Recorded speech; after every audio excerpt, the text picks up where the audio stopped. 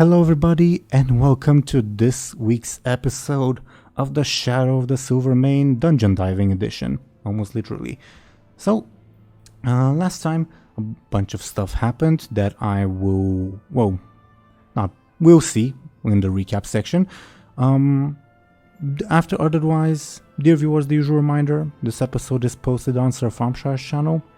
The episode after that shall be posted on my channel, Teeironor. All our links are in the description. The episode after that shall be posted on Banrak's channel, then back on Thompshire's, and so on and so forth. Now, let's, as usual, have our lovely players introduce themselves and their characters. I've rolled some dice in the background, and the dice decided that we should start with a player that's actually made a couple changes to their character that I would kindly ask them to go into detail on. DoomGoblin, could you please go ahead and introduce yourself and your character? Yeah, hello, it's me, DoomGoblin, and I play Captain Bladebeard, who in the last episode lost his beard to this mage guy. So I made some changes to his character sheet. We can, at the beginning of every episode, we can switch to approaches. So I thought it would be fitting to switch his sneaky and his forceful.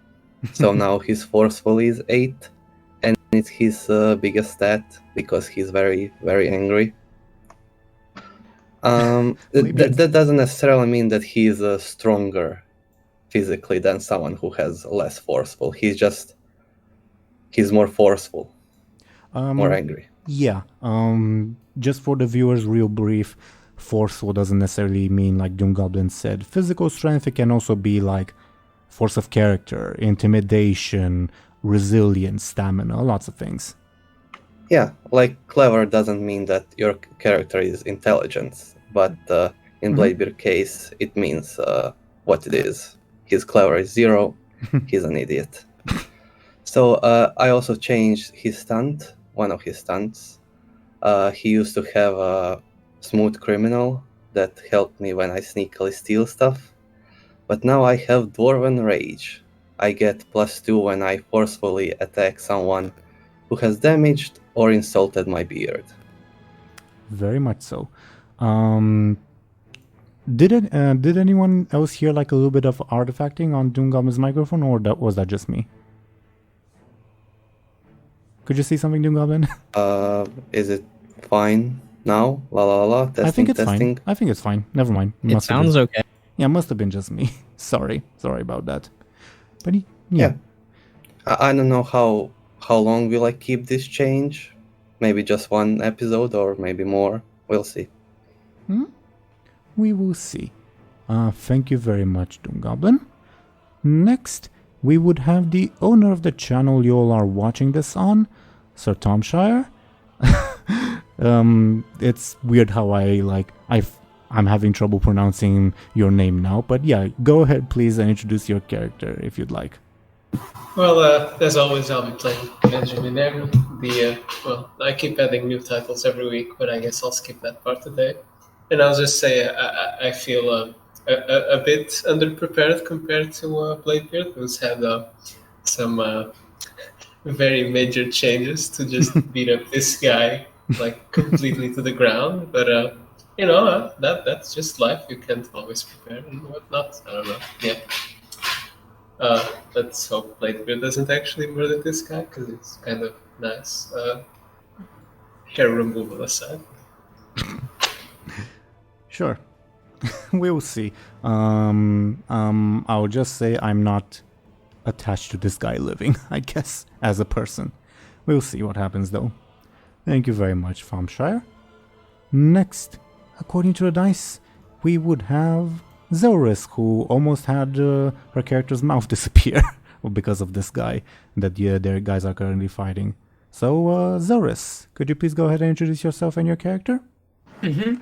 I play Lyri, the cool elf character, who's pretty cool. And I'm Zelris, and I play this character.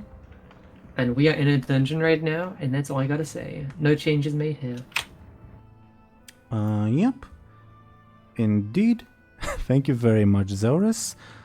Next, we would have Banorak. Could you please go ahead and introduce yourself and your character? Yes, hello, I am Banorak, and I am playing as good old Captain Buhd as always. I did not make any changes. This guy didn't really bother Buhd to that degree. I mean, Buhd is a Draenei, so that's all I have to say. I don't know if this guy will do anything that'll make Buhd angry. So far, he hasn't, but yeah, that's all I have to say, I guess. I was actually going to talk about the Buhd Draenei, I think, but I guess we'll do that after the recap. So thank you, Okay. Banorak. Thank you, Banorak. So, for the actual recap, may I ask you, Thompshire, as the host of this lovely episode, to tell everyone what happened last time? Having resolved themselves, our heroes set sail back to Stormwind, intent on a final confrontation with the Silvermane and on rescuing their captive family. As the good fortune prepared to dock, the party, mainly Captain Bladebeard, briefly discussed how taking over the ship would go with Captain Lindacrem. The ship would stay docked for 24 hours, waiting for the heroes to bring the rest of the money for the purchase, at which point it would be Bladebeard's property. Though Linda would stay in his employ, the good fortune would be unable to leave before the 24-hour mark, as part of the crew would be out in the city. After docking, our heroes, along with Gurrin, were hindered by the dockmaster, who stated that the Stormwind Guard was still investigating the incidents which had taken place earlier in the harbour.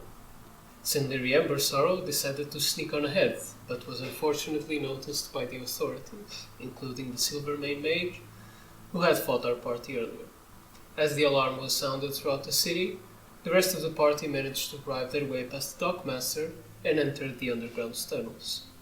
Lyri was hounded through the city by the guards and the Pandaren Sima, but managed to escape with the aid of the remnants of the faithful cult.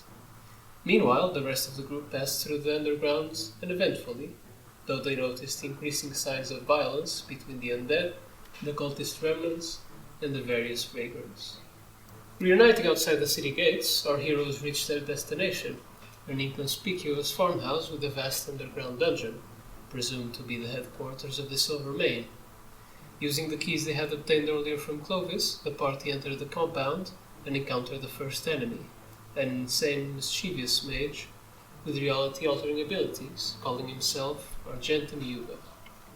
Thank you very much, Thompshire.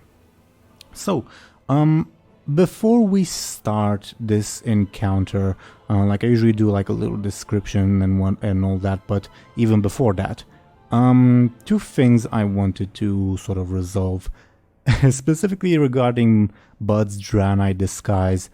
I think that would more or less fade by now because it was like limited to like a couple hours anyway, and also because that disguise like has trouble staying in one piece when magic happens. So I think your disguise will probably fade like probably when your round of combat starts. Does that make sense, Buhd? That makes sense. Yeah, so I'm not Draenei in a bit. Sure. Second thing. This is technically like forcing the rules a little bit, but I think I will remove Benjamin and Bladebeard's level 6 consequence and Lyri's level 1 stress, because those like happen like right before a major major milestone, not even a significant one. And you did get rest in the meantime and even like professional healing, so I think it makes sense that we can get rid of these consequences just because like they happen like one session, like how should I say this, they happened on the session, the major milestone happened afterwards. If you had gotten them one session before, you would have been healed. I think it's only proper that they get healed now, because I think you also need them, if that makes sense. Is that alright with you guys? Can I heal you guys? Yes. Sure. Okay. We'll get new ones anyway, so. I mean, with that attitude, sure. But yeah. So, continuing with where we left off, as I beg for our viewers' patience for a little bit while I mess with the visuals. Where we left off in RP was Bladebeard ordering Gurin to attack, and obviously Gurin will. Unfortunately, Gurin only understands Dwarven. Bladebeard's the only one here who speaks Dwarven, so I guess Bladebeard's the only one who knows that combat's happening, probably. What you all see at the moment is Gurin drawing his weapon and stepping forward, kind of menacingly, although you can't really tell, because Gurin has a flashy F0, so he's not intimidating by any means. But yeah, that is what Gurin does. And we will continue with initiative order, meaning that Benjamin and Lyri will go first, as you guys decide which goes first and all that. For context, Argentum, the boss, is just like laughing his ass off at the fact that he made Bladebeard's beard disappear and a bunch of blades fell to the ground.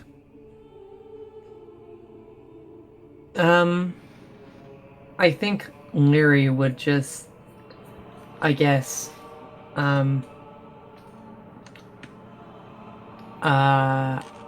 behind Benjamin still. You were hiding behind Buhd. Oh, was I? Well, I guess I'd hide behind Buhd instead then. Sure. And can I do that as an advantage, maybe? Yeah. Sounds like a sneaky advantage to me. Could you please roll? Holy shit. Wow, a critical hit. Wow. Yeah, you gain your advantage and get 2 charges on it. Do you have a name for it? No,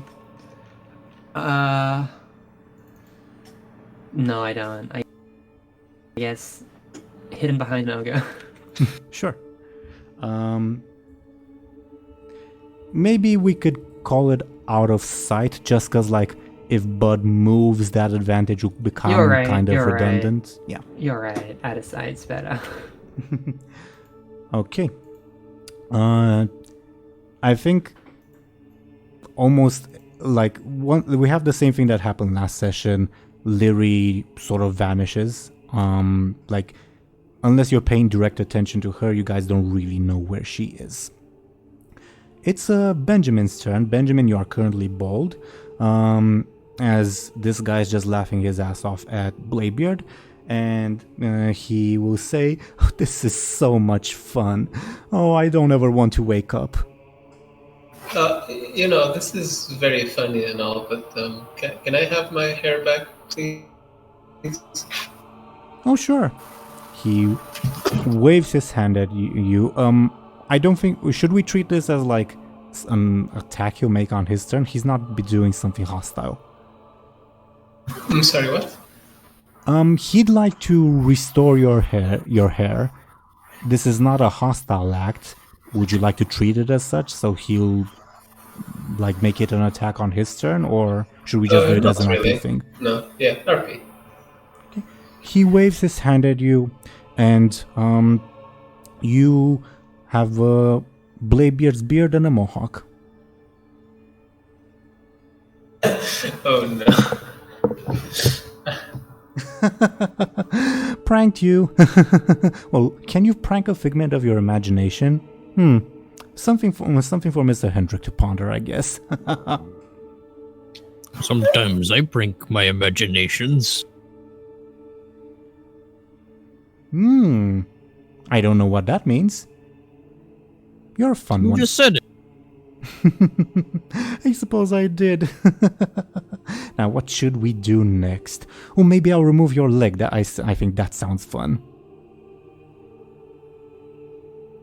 I like chicken legs. Benjamin, he appears to be like preparing to once again cast a spell at you, presumably to remove your leg. It is your turn, so he cannot do that yet, obviously. Yeah, but I noticed that, right? Yep. So that's why this is more like a sort of incentive to like have Benjamin participate in the combat.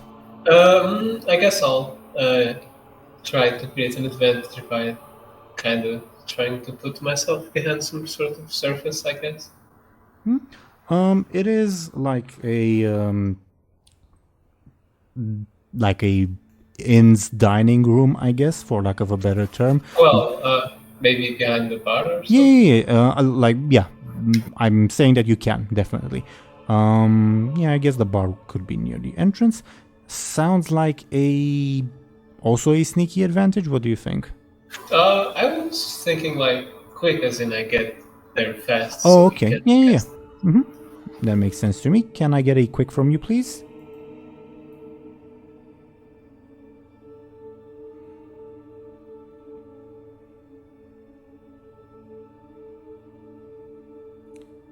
Did you hear me? Yeah, I rolled it. Oh, it's not showing up on my end. Could you tell me what you rolled, please? I got a 7. Okay, 7. It's higher than his quick, so I'll count it as sufficient. Well, do you have a name for your advantage?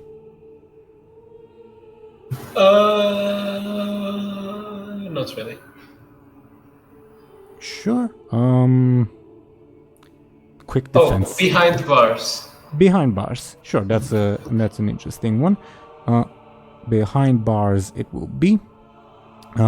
As you duck behind the nearby bar, he says, "Oh, you're no fun. Oh, shit! You shouldn't find the secret wine collection that's over there, or Clovis will get real mad."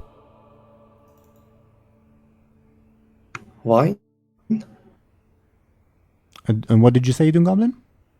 Wine. W-I-N-E, wine. Yeah. I know. If you ask that in character, he says, "Yes." Oh, I shouldn't have said that. Maybe. Oh, I shouldn't. I should also not talk about the secret entrance in the kitchen. But I can just erase your memory, so I guess that there's no worries. Would you like me to spill any other secrets that I can erase from your minds? I just want my beard back, and you to release all the prisoners. I kind of poke my head out and say, well, telling us where our parents are would be pretty nice. Oh, they're downstairs, I think. Okay. I don't know. Are your parents like a older dwarven lady, a young human woman, and like a middle-aged human guy? Not sure who that young woman is, but I guess the others are it. I guess there's also goblin. Yeah, there's also that.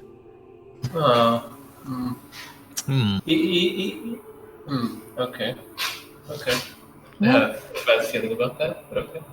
Well, maybe I'll let you pass, because I'm all for like family drama and such, but first I think I'm gonna pull all your limbs apart. I think that sounds fun. Bladebeard's turn. Alright. How about you return my beard right now, or I'm gonna prank you. Oh, I'm curious. Prank me. I'm curious how a figment of my imagination can prank me. You guys are hilarious. Alright. I say in Dwarven. Gurin, destroy him. Gurin was already doing that, you know. That's why we're in combat. Like all the while this was happening, Gurin was slowly marching over to him because he has a quick of 0. Alright, I'll assist Gurin. Okay. You provide Gurin with an assist. May I ask, what do you do? Like in character? I order him. I inspire him with my orders. Sure. Okay. Argentum on his turn. You say, eeny, meeny, miny, mo. Where did that one go? Wasn't there an elf lady with you? Oh, anyway.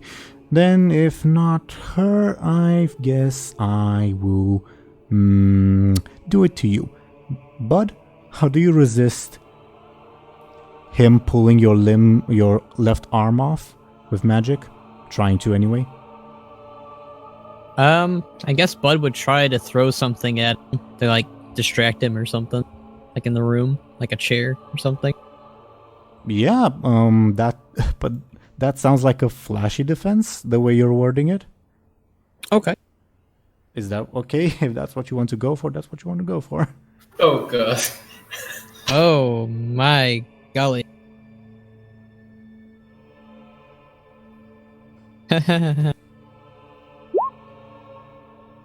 One shot, one kill. I did warn you. I don't know what can I say. Okay. So Yeah, I thought that it's a figment, right? he thinks you guys are figments of his imagination. So getting my leg torn off is Left real? arm. Left arm. Yeah, kind of. How do you take 13 points of damage? I maybe don't. Shit. Look, because it is like maybe I took you off guard and I apologize for that. I can allow you to roll a different stat provided you spend a fate point and you tell me like why that different stat would be the case. Make sense? Okay. I'll say former warlord, because this human has been toying with his friends and himself and is now kind of being a mockery and is threatening Buhd by tearing off his leg, and I guess Buhd is taking that a little more literal now. Sure. I understand. I agree with the aspect you've chosen, but like, how do you change your approach to make it like something that's not flashy? I'd say he's forcefully trying to get him to stop by throwing a chair at him. Okay, then if you're throwing a chair at him, yeah, that would be forceful. Yeah. Can I get a forceful from you, please? Yes.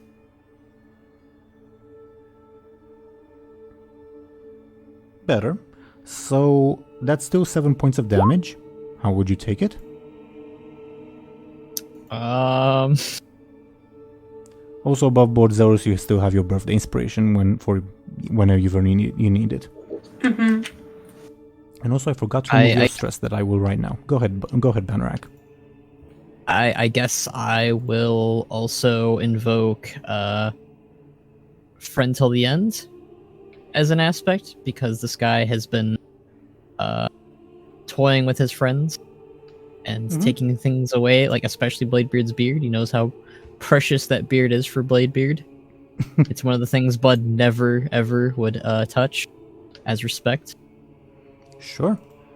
You're using it to give yourself +2 or to reroll? I'd say +2. Okay, so that's 5 points of damage. I guess that would be level 6 consequence, maybe? It could also be your level 3 stress and your level 2 consequence to like match the 5. It's up to you. It's your choice. I'll do that, so it's not as big of a consequence, I guess. Sure. You take your level 3 stress, and your level 2 consequence will be strain muscles, as like you literally feel like something pulling at your arm. And I think that's the time when your disguise would dissipate and you turn back into an ogre. And he'd say, "Oh, that's not what I intended to do. We'll try the other arm next time." You're full of surprises, aren't you, Mr. Ogre? You are a very mean, strange man. Buhd's turn. I don't know if I want to save my cannon, because this is a dungeon. I guess Buhd will charge at this guy and swing his makeshift blade at his torso. Sure. Sounds like a forceful attack. Can I get a forceful from you? Yep.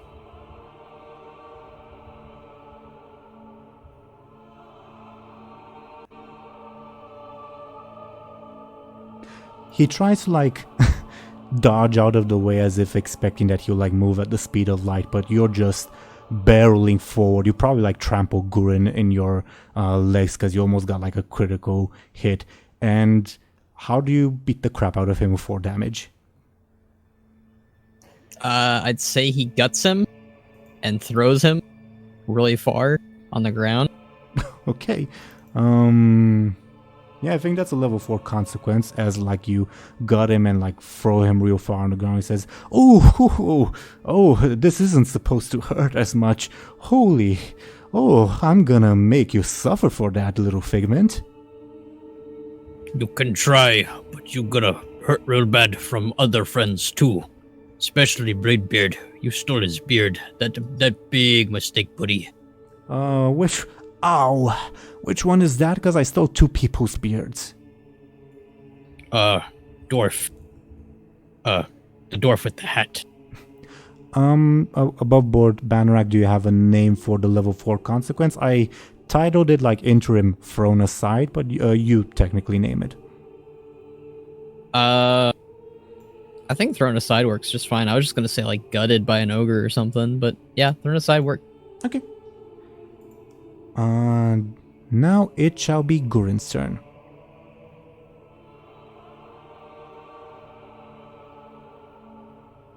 I guess if it's up to me, Gurin attacks.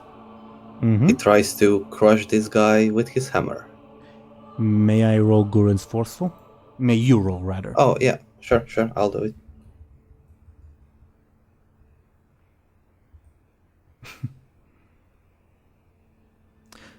Okay. So this guy is like a D&D wizard. He's weak in health, but his attacks are super strong. He's a glass cannon. Pretty much exactly. What happens is, as he's like having this conversation with Buhd and threatening him, he like looks up and Gurin finally reaches him there. I imagine Gurin like smashes down with his hammer. Yeah. Okay, 5 points of damage. Guess that'll be his level 3 stress and level 2 consequence, as Gurin just chomps down and he says, this really isn't supposed to hurt this badly. Benjamin and Lyri?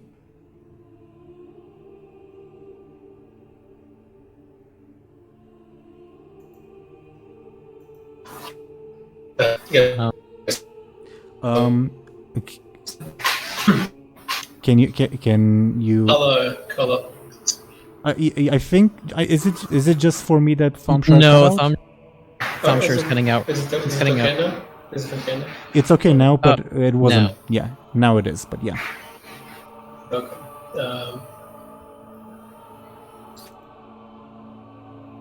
DoomGoblin, do you have a name for the level 2 consequence? Bruised. Makes sense.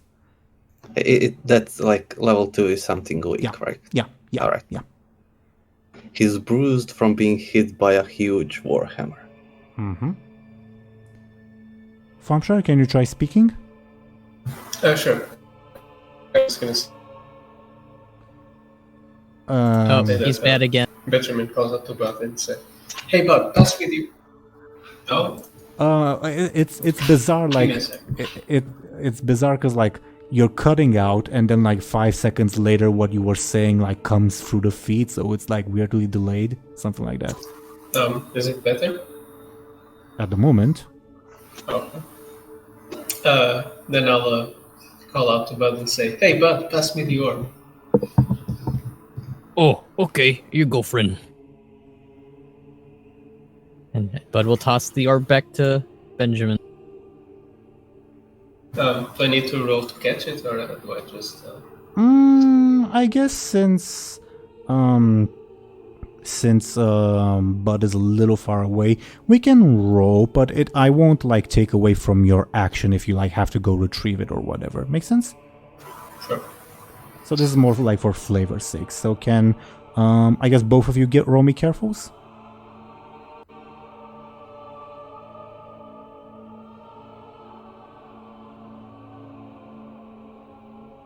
I guess it evens out. Yeah, it does even out to like a decent throw and catch. So you now have the orb, Benjamin. And I'll use it to turn into the dude. Into what? Into the boss. Oh, into like Argentum. Okay. Yeah. Okay, you do that, and he says, "Oh, hello, handsome."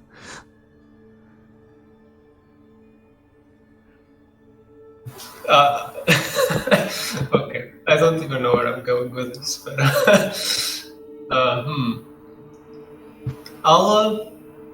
I'll try to create an advantage by trying to like distract him from like attacking him in general, because he was kind of pissed off about being like stabbed and whacked and whatever.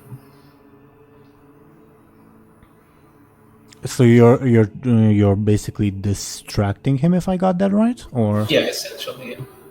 then that sounds like a flashy advantage, the way you're wording it. Yeah, I guess.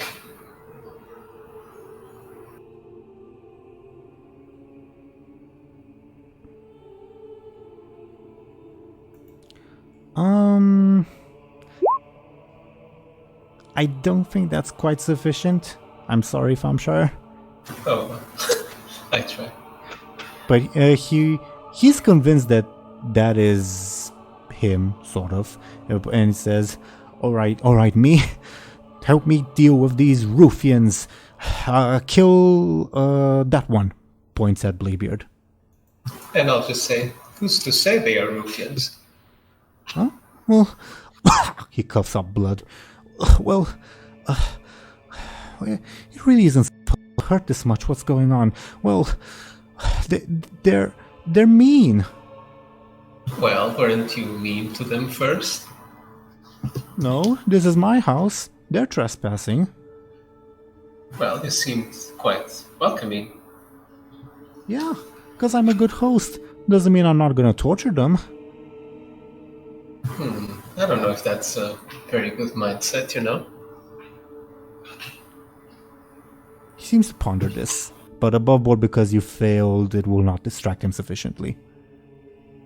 Fair enough. Zelris? Well, just as this is ending, Lyri will attempt to blink behind him and shoot a void bolt at him while he's, I guess, still talking to himself. Can I get a sneaky attack from you?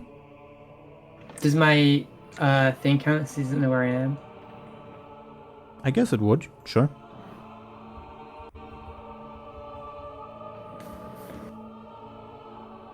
He opposes with careful this time instead of quick, which is slightly higher. 4 damage. That's still a lot. Yeah, I guess that would be his level 6 consequence.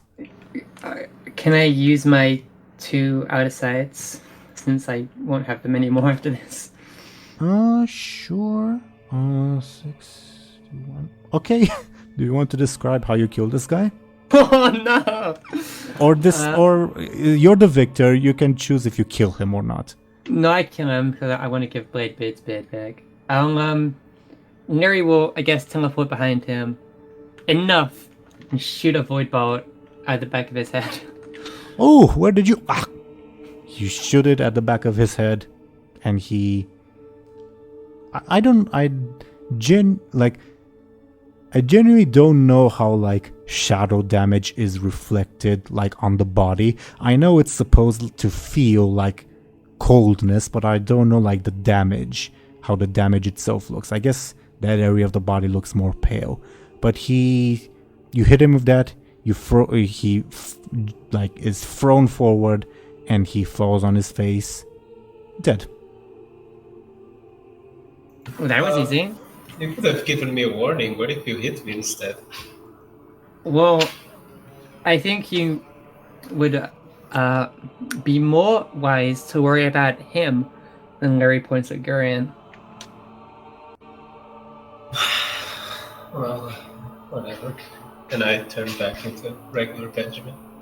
And as you turn back into regular Benjamin, your hair is where it's supposed to be. And Bladebeard, whatever it is you were doing, it no longer feels like your face is particularly sensitive. And if you were to look down, you'd see your luscious beard back there again. Oh, great. I'm Bladebeard again. You weren't Bladebeard? No, I was just Blade, Oh, the Daywalker. But now I'm Bladebeard again. well, that's good. So That guy was crazy. So what was up with this guy? I don't know, but you could have maybe avoided killing him because he was obviously being used by the Silver Veil. Alright, let's just free the prisoners and get out of here. Maybe we should, Right. when we not want to kill people, we say, let's not kill people, because Spud kind of gutted that guy.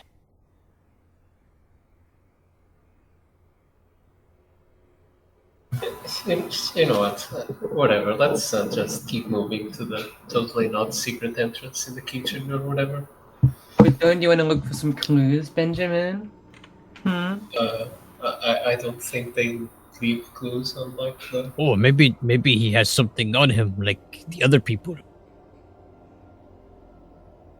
In the meantime, I'm gonna go open one of Clovis's wine bottles. Yeah, Sorry. in the bar where Benjamin hid, it's easy enough to spot a bunch of wine bottles from what looks like a particularly good vintage. Can I try to figure out if it's poisoned or anything? I feel like that's something to keep. Yeah, can I get a careful roll from you?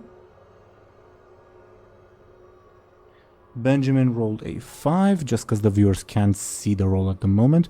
With a 5, doesn't look poisoned, but you obviously, I mean, you can't really tell by the liquid itself, but you can tell that the wine bottle is sealed. It looks old and unopened, so that's probably more like your main indicator that it's not poisoned rather than the contents of the liquid itself. Make sense? I can just stare at it and ponder for a bit and say, I can check if it's poisoned. well, sure. Then I drink it. Okay. You open the wine bottle and drink it. It's, again, a very fine vintage. I don't know how much Bladebeard likes, like, Stormwind wine, or like Bladebeard prefers like a rum or like a beer or ale or whatever.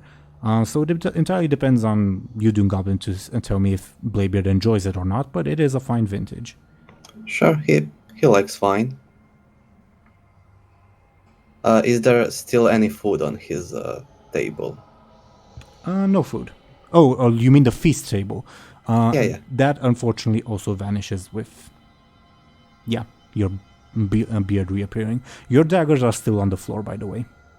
You know, I'll I pick them can up. make bread, right? I could go for some bread right now after staring at that food. Well, weren't you two the ones who wanted to come here the most? Well, weren't you gonna investigate the room or whatever? No, I told you to investigate. Fine, I'll investigate. I'll start investigating, looking for more money or more alcohol. Yeah, we could have asked the guy if there was like 900 gold laying around somewhere. Give me a careful Bladebeard, please. Bladebeard got a 3, just because the viewers can't see the roll at the moment. With a 3, you don't really find any money. There's some alcohol. There's some alcohol here. You don't really find any money.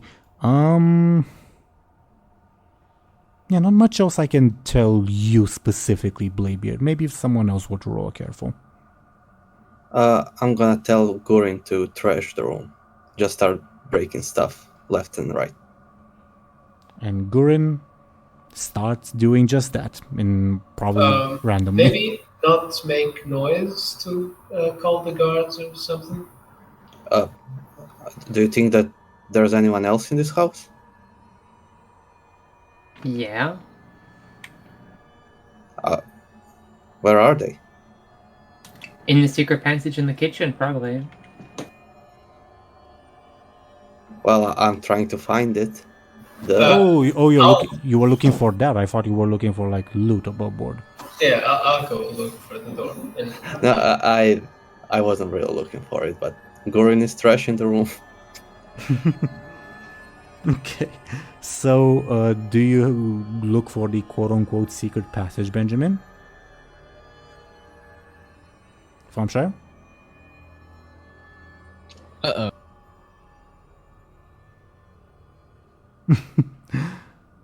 I think you might be having internet issues.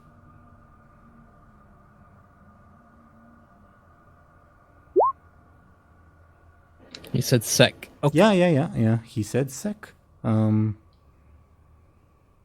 Maybe he meant sex. I was gonna make a joke about that. sorry, I'm back. What did you want?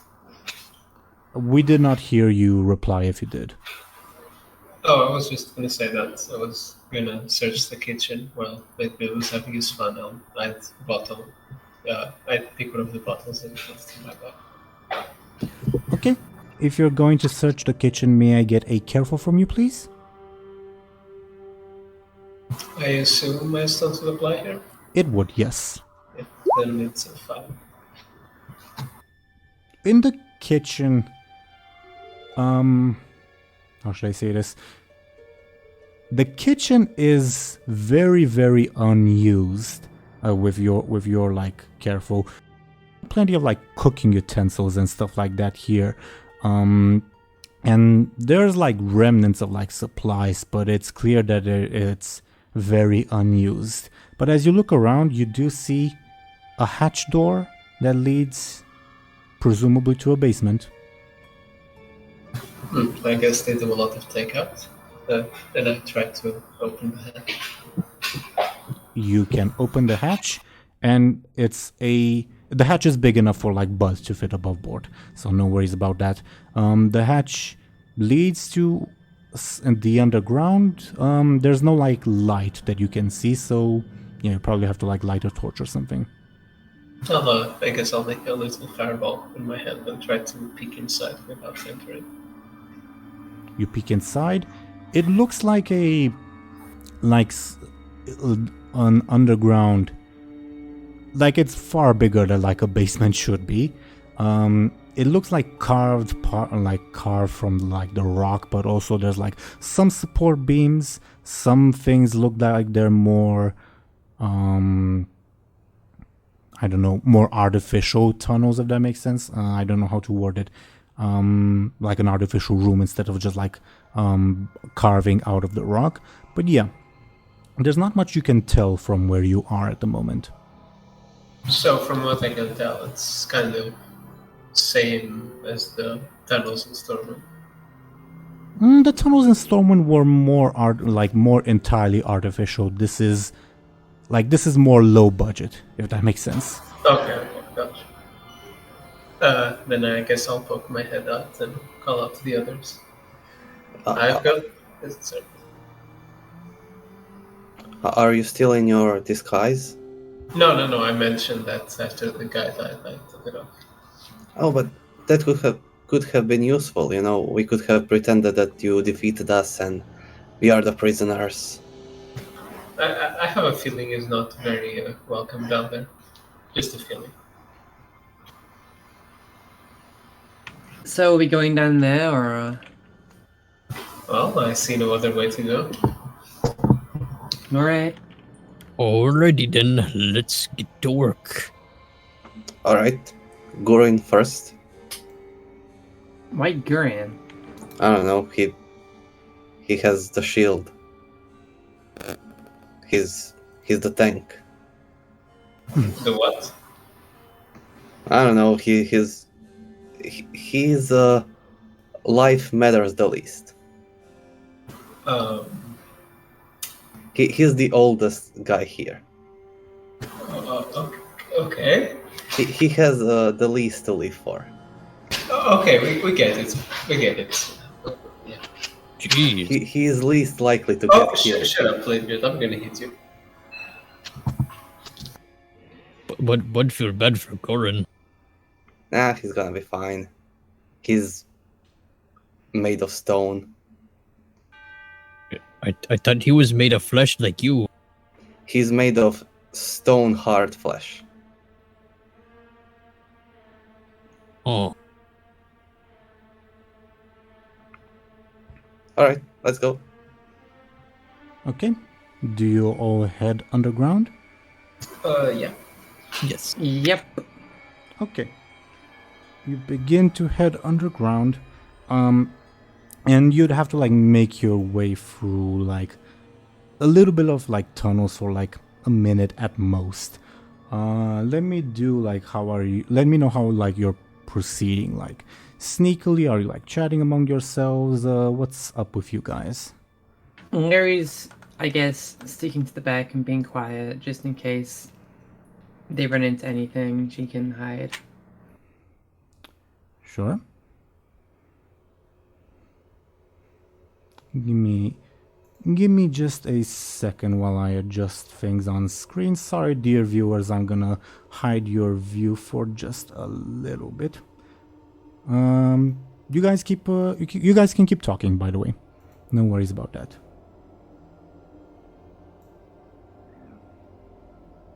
how big do you think this place is? I don't know. I feel it's already too big. And eventually you would reach, just give me a second please. You would reach a larger corridor thingy. And just give me a second while I do some things. Sorry, technical stuff.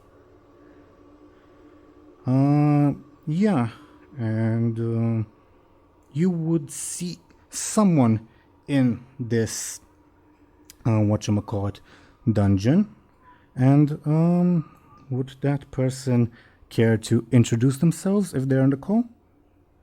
Yes, I am. Hello, everyone. How's it going? I'm Oh my Dely. good. Dely Oh, jump God. scare. How's it going? For anyone who doesn't know who I am, although I think everyone in the call does, but for the viewer's sake, I am Dely. I am a Goblin VTuber. How's it going, everyone? Hello. Hello.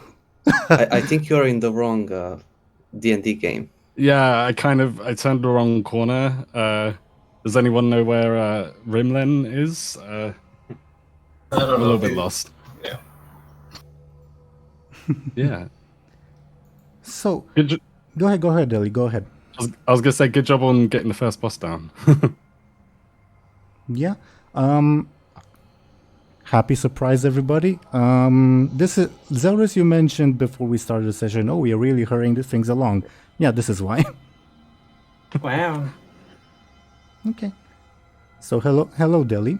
Thank you for agreeing to join us. The viewers can see the character that Dely's playing at the moment, but I will put that character on screen in a second for you guys as well. Yeah, it's this individual, which is someone that Buhd has met before, if Banrak remembers. Oh yeah. Okay. So, I guess I leave it up to you guys. You guys would enter this corridor, and the first thing. Well, actually, I leave it up to Dely. Dely, would your character reveal themselves?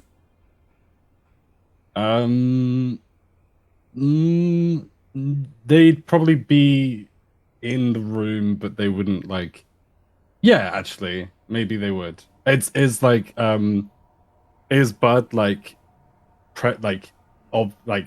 can Kippin like see Buhd like straight away, if that makes sense?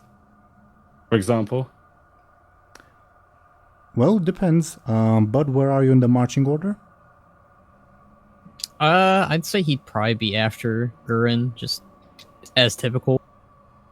Mm-hmm. Okay. Oh, I'm gonna turn on your macros, Dely, in a second. I completely forgot about that. But yeah, continue interacting while I do that. Okay. Well, Kippin would probably not introduce herself straight away unless she saw Buhd. But other than that, like, she'd probably like hear some footsteps and like maybe look around and like see where it's coming from. But she wouldn't like. She'd probably stick to the shadows if it wasn't for seeing him. If that makes sense. And I think Buhd is very, very visible as a pretty gigantic ogre. And Bud's got company that I think Kippin may have heard about. No, I don't know if like Kippin would have bothered to remember their names. Yeah, that depends. In that case, maybe upon seeing the big, massive ogre with a familiar face, Kippin would approach out of the shadows and sort of say, like, I didn't expect to see you here. Oh, who there? Who Kippin the would say, heck are you? well, I'm Kippin Boom, and he and I, this big guy, we've met before.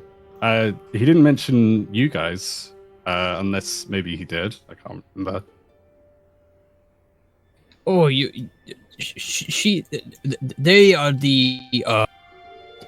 they're the goblin that Buhd meet when Buhd was captured a while ago by demons. Like in Outland? Yeah, Uh, they offered to help me, but I wanted your guys' help because I didn't know them. What are they doing in here? Lyri will step out from the shadows. Are you asking? Sorry, go on.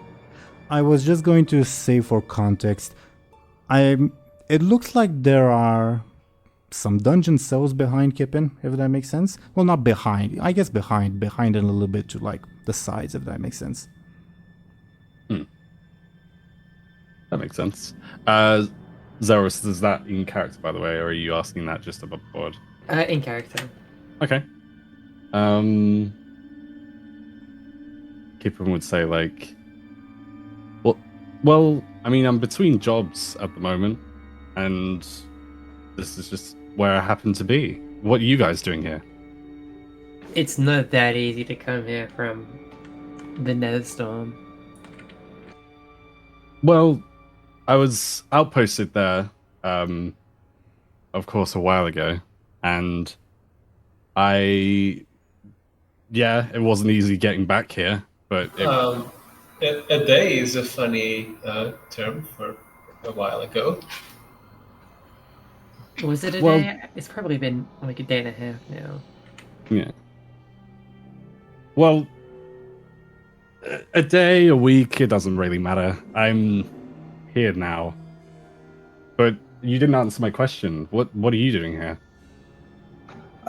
We came here to rescue the prisoners, so release them or prepare for your doom, Goblin. Release them? Yeah, release the prisoners or you're dead. Well, I don't know about any prisoners. But the crazy guys say that they were down here. Yeah, also the voice in my head told me. I don't know about any kind of voice in your head, but there's probably some priests to help you out with that. But I mean, you're free to look around. This is suspicious. Bladebeard, ask the voice in your head. I already did, and it told me it's here. Can you ask the voice in your head for like explicit directions?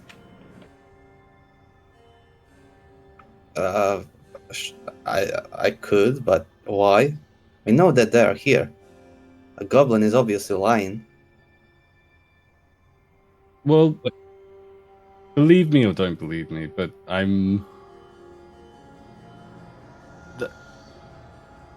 Um, either Who way, hired you? who hired me? I don't think that's any of your business. Neri will Or use the staff. should I say concern? What was that, Zelris? Sorry. Neri will use the staff. I mentioned this to you, Dely, that Zelris basically has like a lie detector staff, if that makes sense. Okay, that makes sense. As to the question as to who hired Kippin, I don't think the staff would really say anything because it's not applicable. Hiring. Okay, good. That makes things easier on my part. Which Zelris basically means Kippin is not hired by someone. Oh, wow. I don't trust this goblin. I'm sure you feel the same way, right, cuz? Neri will shoot a look at Benjamin. He'll kind of sort of just look away. From Lyri or the goblin? From both of them. Wow. Oh, I actually forgot to mention this to you, Dely, when we were discussing things. Zelris and Thompshire's characters are very distant cousins. Oh, I didn't know that. I genuinely forgot to mention this while we were prepping. That's my bad. Yeah, I no think worries. it's funnier this way because it's very random. Yeah. Alright, cool.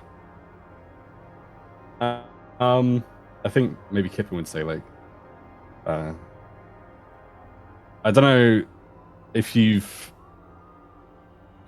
been around many goblins, but I mean, you know, I'm sensing some sort of preemptive hostility.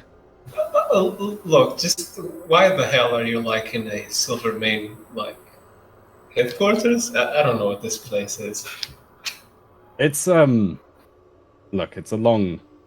It would take too long to explain. Then give us like the TLDR. It's fine. Well, let me answer that with a proposition. I'm, of course, like, I met your friend here, like, motioning to Buhd, in Area 50, like, sorry, in the Neverstorm. And, that place is, sort of being overrun by the Legion. And, like, I'm, like, from Area 52, but I'm, like, between places, as I said. And this just so happens to be one of the places. As to what I'm doing here, well, I mean, it's not, you know,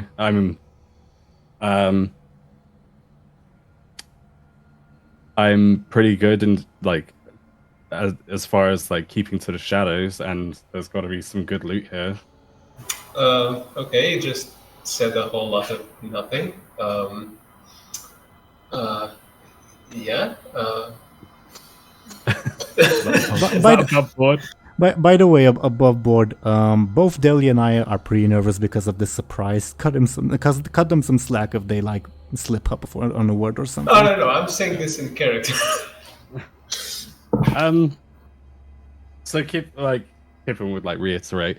Well, like I said, I mean, I can stick to the shadows really well, and this place has bound to have some good loot in it. So I thought, why not? Let's take a look. It's not like a random like decision, but I knew about this place before, like deciding to come here. They offer to help Buhd, so Buhd think we can trust them for now. How did they know about this place? Like I said, the people that I work for, like, sort of, pointed me in this direction. The Nexus Lord?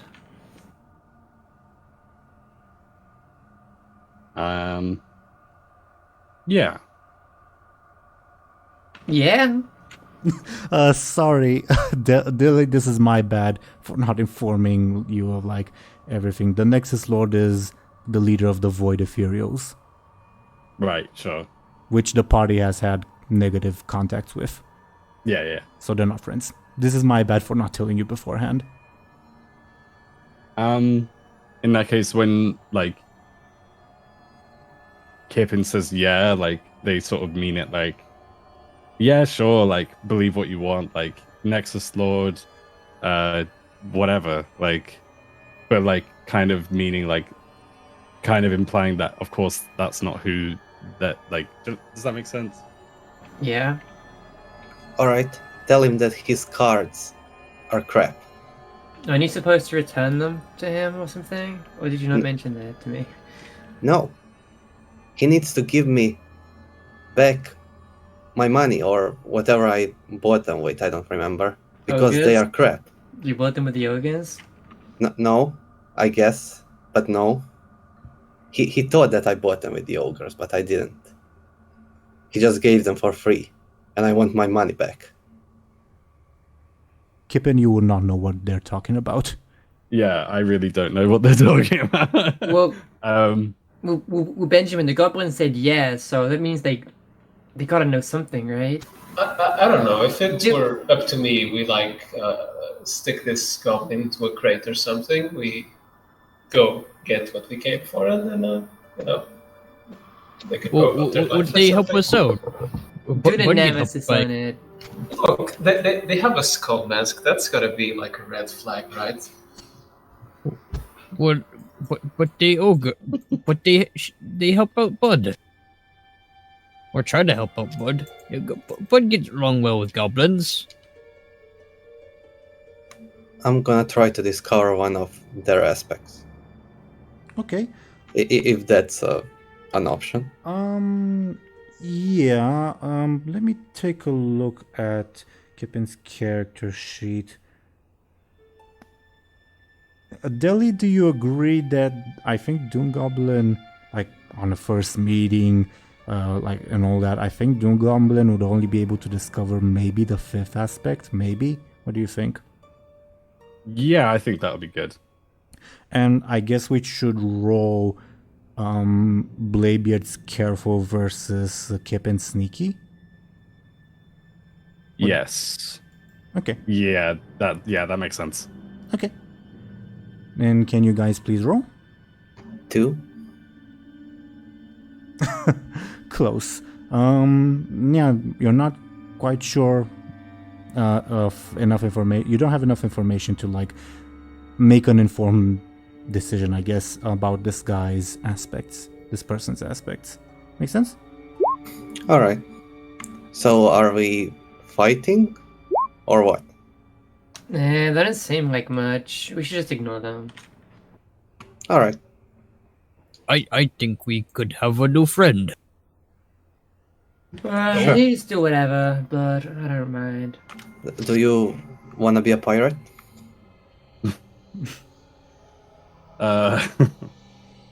I can tag along with you guys if you want me to. Sure. Welcome aboard. I didn't feel a lot of enthusiasm, but okay. Just don't Well- tell. Just don't tell them what happened to the last sorry sod who did this. This Oh, is no. me laughing. Yeah. What Del- sorry stuff? Dely, I told you in like the recap. I think Zelris is talking about the Box's character. Yeah. I know about that. that. Wait, Um, I just realized we keep meeting new characters in prisons. This is What's up with true. that? Yeah, all new players we met in prisons. It's like in dungeons. Oblivions where they spawn.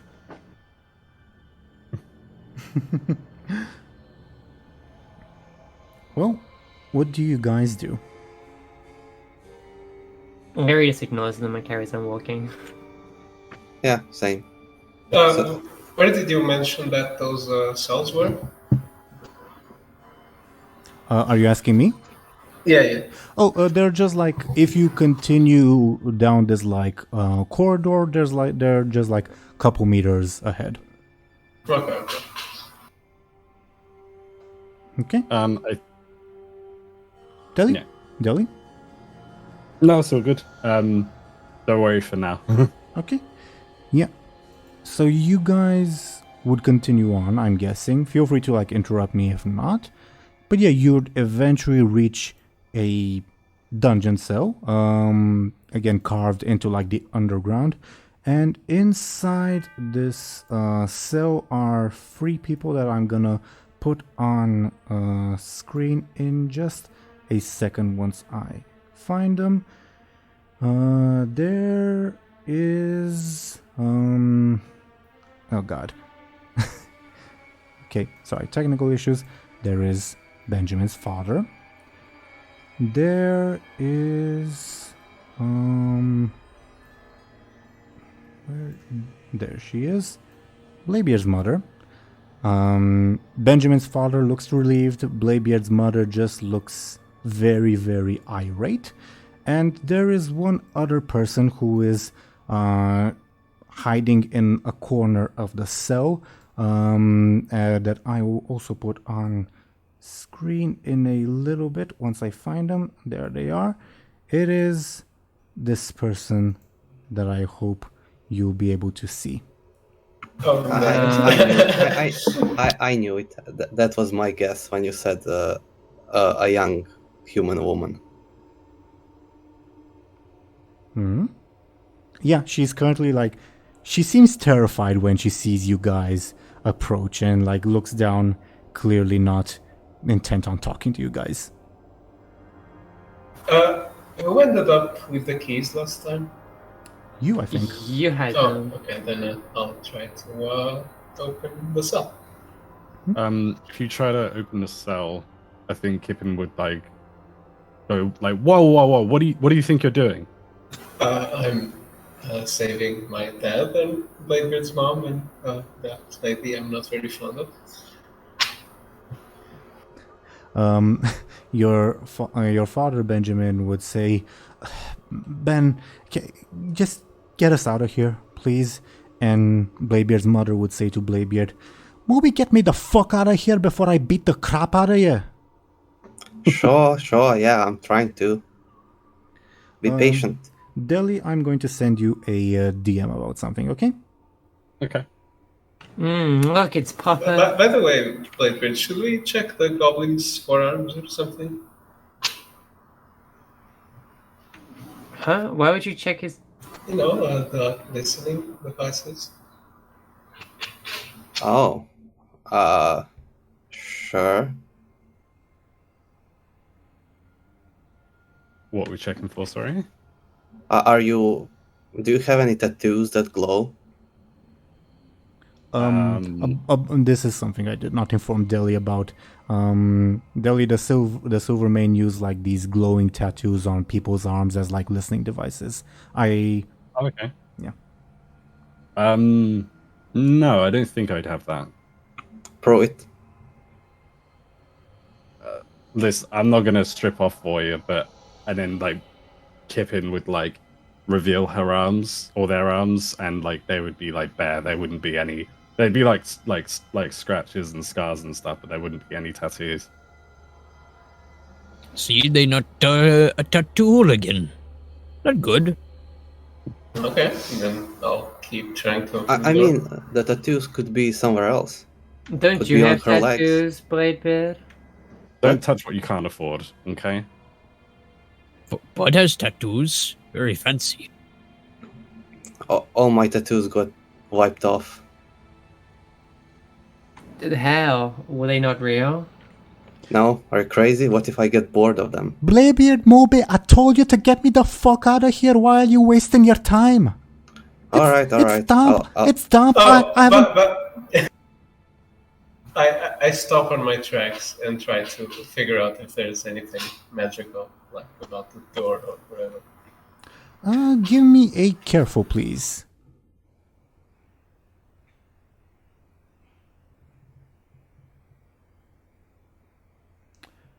Yeah, there seems to be like a magical trigger on it. Do I not get any more information about that? No, it's probably not like something immediately bad. More like an alarm system. What you stop for, Benjamin? If it was like obvious that like Benjamin sent something, Kippin would say like, Kippin would say like, do you see what I mean now? But like if Benjamin didn't like allude to that, I mean, I guess visually is sort of just stopped kind of turning the keys or looking for the keys or whatever, and kind of just stares at the door. You know. okay. In that case, like Kippin would say like, look, I don't care what you're trying to do, but if you try and free these people, like you're gonna let this whole place know. Your point being? Well, I mean, I don't know about you, but I don't want to exactly like face a whole, like barracks full of people. Well, how else do we get them out? Can Lyri analyze the little magical trigger on the cell? Can I get a clever roll from you and your stunt would apply? So that's a 5, with meaning a 7. Seems like, I guess it's sufficient with your stunt. It's not really meant to like sound like an alarm or something. Rather, it's meant to inform someone, hey, the prison cell was just opened. But you're not sure who. Make sense? Mm-hmm. I mean, who would it be? So Listen, I'm sorry. Go on, DoomGoblin. are we cool? Can I open the door? I'm not gonna. Kippin would say like, I'm not gonna let you open this door. I don't care. Moby, get that little shite out of there and let me out. I haven't had a drink in hours. What are you standing around there for? Alright, I'll try to open the door. I think Kippin would like try and get in between you and the door and say like, well, the keys are in Benjamin's hands anyway. Yeah. I'll try to knock it down. me? Oh, the door. Oh, the door. If I can like somehow like stop you by like getting in your way, like I will, like as in Kippin would do that. Can I get opposed quick rolls from you guys to see like who gets to the door first? Okay. Oh. Bladebeard would get there first. But can I get a forceful to see if you manage to like knock the door down? Sure.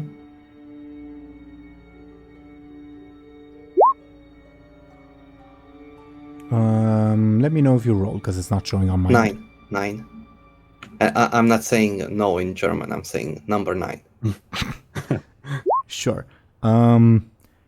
You make a solid dent in the door. You'd probably be able to like squeeze through, but you need to like give it another bash to like properly open it.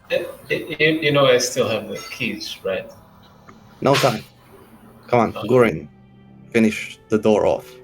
I try to unlock the door first before they come out charging at the door.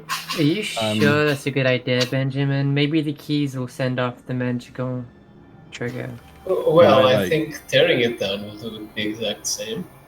So we know, just grab them and get out of here. Hopefully before like some big green explosion happens or the whole silver mane shows up. But well, it's a risk. I mean, we're backed into a corner right now. They probably are preparing to ambush us any moment. I think maybe Kippin would like say like one last time, like listen, like to Benjamin, like listen, handsome, give me the keys and no one gets hurt. Is that like a threat or something? Well, there's two ways this can go. Either you can be nice and sweet and give me the keys, or I'm just gonna have to take them. I don't know who these people are in these cells to you, but they're not leaving. Not with this magical shield in the way. Well, then be my guest and take it down. And the shield? Everyone's happy, yeah. I can't do that from here, but we can carry on and see if we can take it down from another point.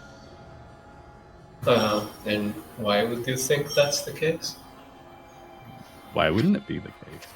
Well, it was probably set up by someone. It's not like there's a button on the wall to take it down, I assume. Just knock the door down, Gurren. Gurren would follow Bladebeard's order. And by the way, Dely, I don't think I told you who Gurren is, and I completely forgot. That's my bad. Who is Gurren? Gurren, yeah, where DoomGoblin pinged on the map. Gurren is someone Bladebeard obtained as an oath-bound servant, pretty much. He's a dumb brute of a warrior who has a +10 in forceful and a 0 in everything else. He's a complete imbecile, but he's strong as hell. So DoomGoblin's just sending photos of him. He looks cute. I like him. He's adorable. I think Kippin would like say one more time, like, "Let's go," like to everyone, and then sort of like, have like a hand like on the hilt of a dagger, but like not like like the handle of her dagger, like she would have her hand on it, if that makes sense. Almost like, but if you weren't looking properly, it would kind of just look like she was like holding her hand on her hip. Lyri will stand back. Well, I'll leave this up to you guys. And Lyri will walk a few paces back. Gurren is still advancing because Bladebeard didn't tell him to stop. Does Gurren reach the cell and attempt to break it down? I guess if no one stops him. I will try to stop him, but I'm just a bit worried about what that would entail. If he's got like, what did you say he had? Like a forceful of 10? Yeah.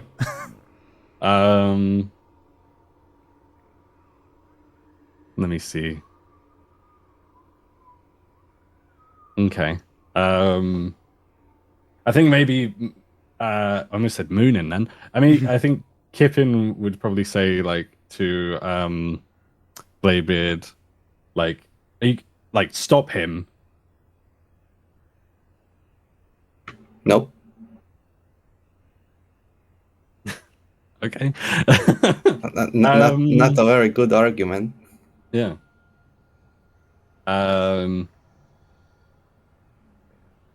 So if I like attack anyone, that would start initiative, I imagine. Probably. Okay. Well, I think for now maybe Kippin would like. What would Kippin do?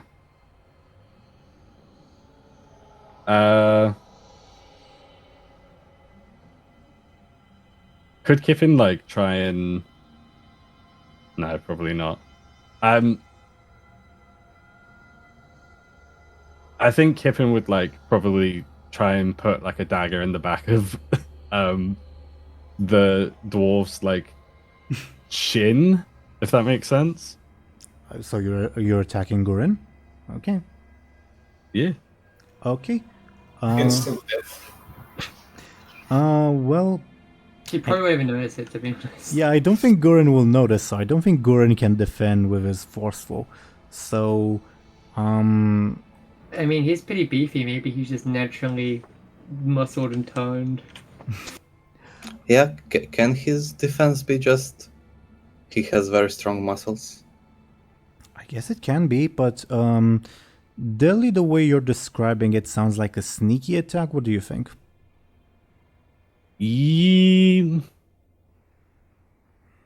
Maybe. Yeah, probably. I would like to describe it as another way with like higher stats, but like yeah, that probably would be a sneaky. Okay. So can you please roll a sneaky attack? And DoomGoblin, can you please roll Guren's defense? Sure. Forceful, right? Yeah, if we're going for like Guren's raw durability, I guess. 11. Kippin, you try to stick your dagger in Guren's back, and it doesn't even penetrate. It feels like you're stabbing a rock. I don't think Guren notices. Oh my god. Kippin would be like, it would like as Kippin like tries, as you say, as Kippin tries to stab Guren, the recoil would like shock Kippin and like and they would like let out like a small like yelp or something. And then Kippin would look to Buhd and say like, you like. Kippin would look to Buhd and just say like, can't you do something? Like, they're not listening. Well, what do you want Buhd to do about it? They need to save their parents. Listen, Buhd, your friends are gonna get your friends are gonna be in trouble if they don't listen to me and do what I say. So can't you stop this dwarf? I probably could, but we already in trouble. But we're Yeah. gonna be in bigger trouble. You're gonna be in even bigger trouble if you don't get my mom any alcohol. That's right, I've been sober for hours. You know how painful it is. I do. Wouldn't you do it for me, Buhd? Can I slide the bottle through the bars? Or are they like too... If you do that... I mean... Go ahead, Banner, go ahead.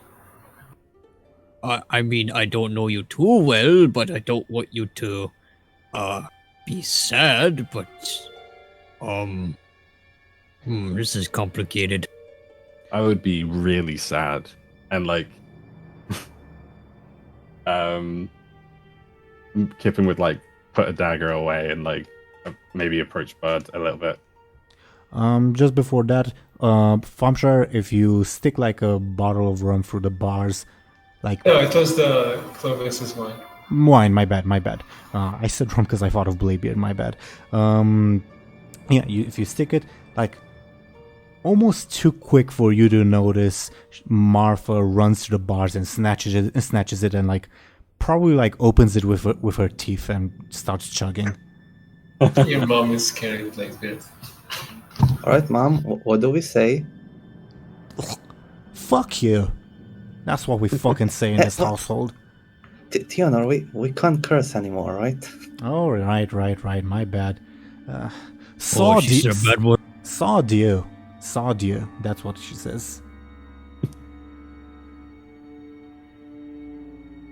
Alright, Guren, did you get the door? I guess Guren will eventually reach the door. Can I get Guren's forceful? Guren rolls 11. Yeah, an 11, and probably just like casually picks up the bar and the like cell door that's already dented and tosses it aside without displaying any signs of effort. Yeah. All right. So Alright. it's keys anyways. Oh, you idiots! What have you done? We rescued the prisoners. We succeeded in our mission. Well, we should like think of running like right now before There is a wall that leads to an underground tunnel somewhere here. My voice in my head told me, but Look, there's a lot of wall. Maybe ask for more details. Maybe we should go now instead of talking about it. would I know where the tunnels connect to the basement? Deeper in, there's at least 3 more chambers in this underground complex. Alright, we need to go even more down. That's not good news. Okay. Or we can go up. Yeah, up doesn't sound like the best idea, honestly. Why not?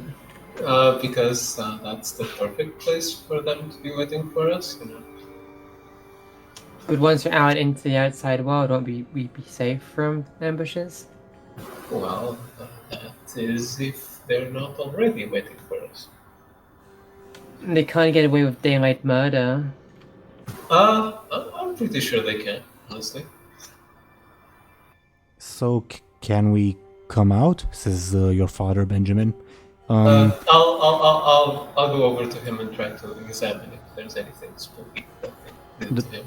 The door, you mean? Magical or otherwise. No, my dad. Oh, okay.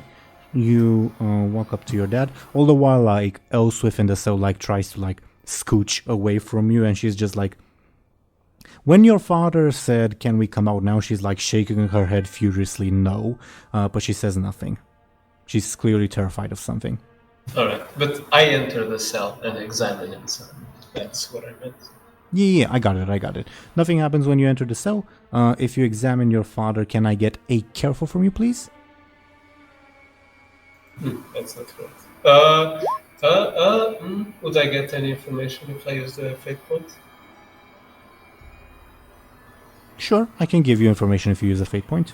Okay, then I'll go ahead and use it and invoke Adept in the Arcane Arts, I guess. Sure. And you're specifically looking for, like... Yeah, anything magical, essentially. Regarding your father. That roll... I think I can tell you that you sense nothing abnormal. This is your father. I don't think that's what was the question, but okay. Yeah, you don't Wait. sense you don't sense anything magical, is what I mean. Oh, did they do anything to you? Are you okay? There was this.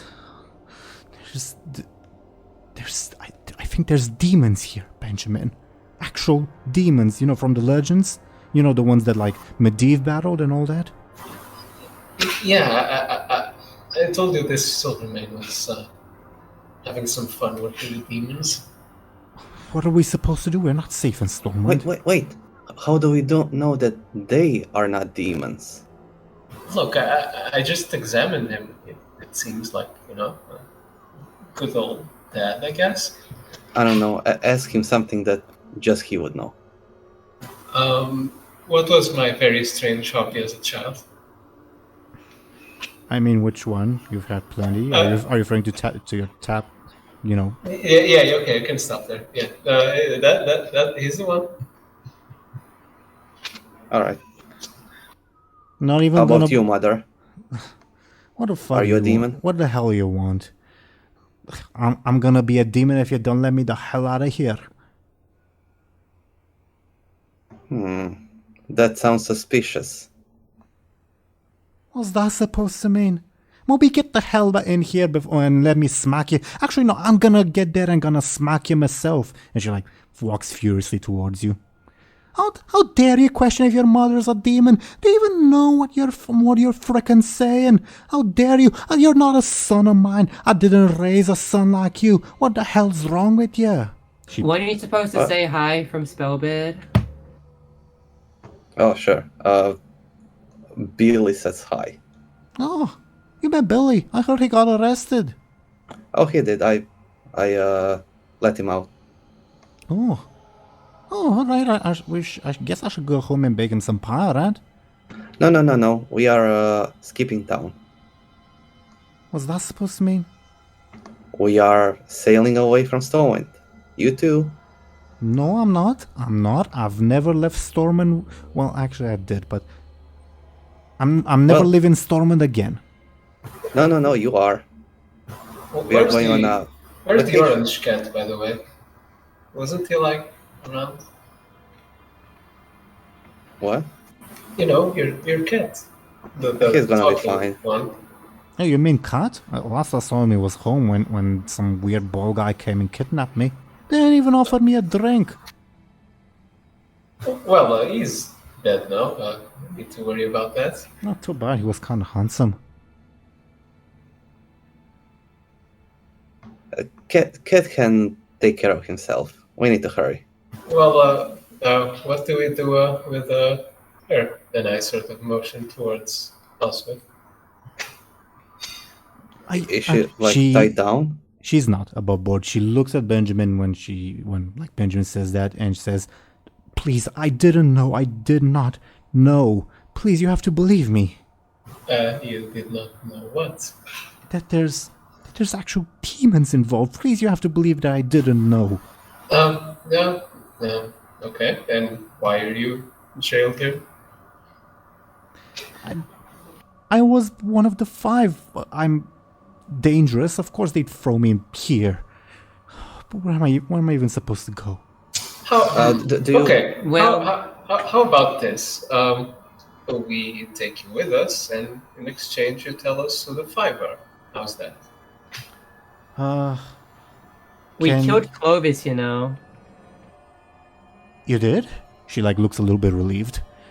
I mean, he was the bold one that Benjamin just mentioned, yeah. Did you take care of the hooded one? He went to Undercity or something. Oh, so that's true too. Oh dear. Oh, I did not know that. Please trust me that I did not know about that. All right.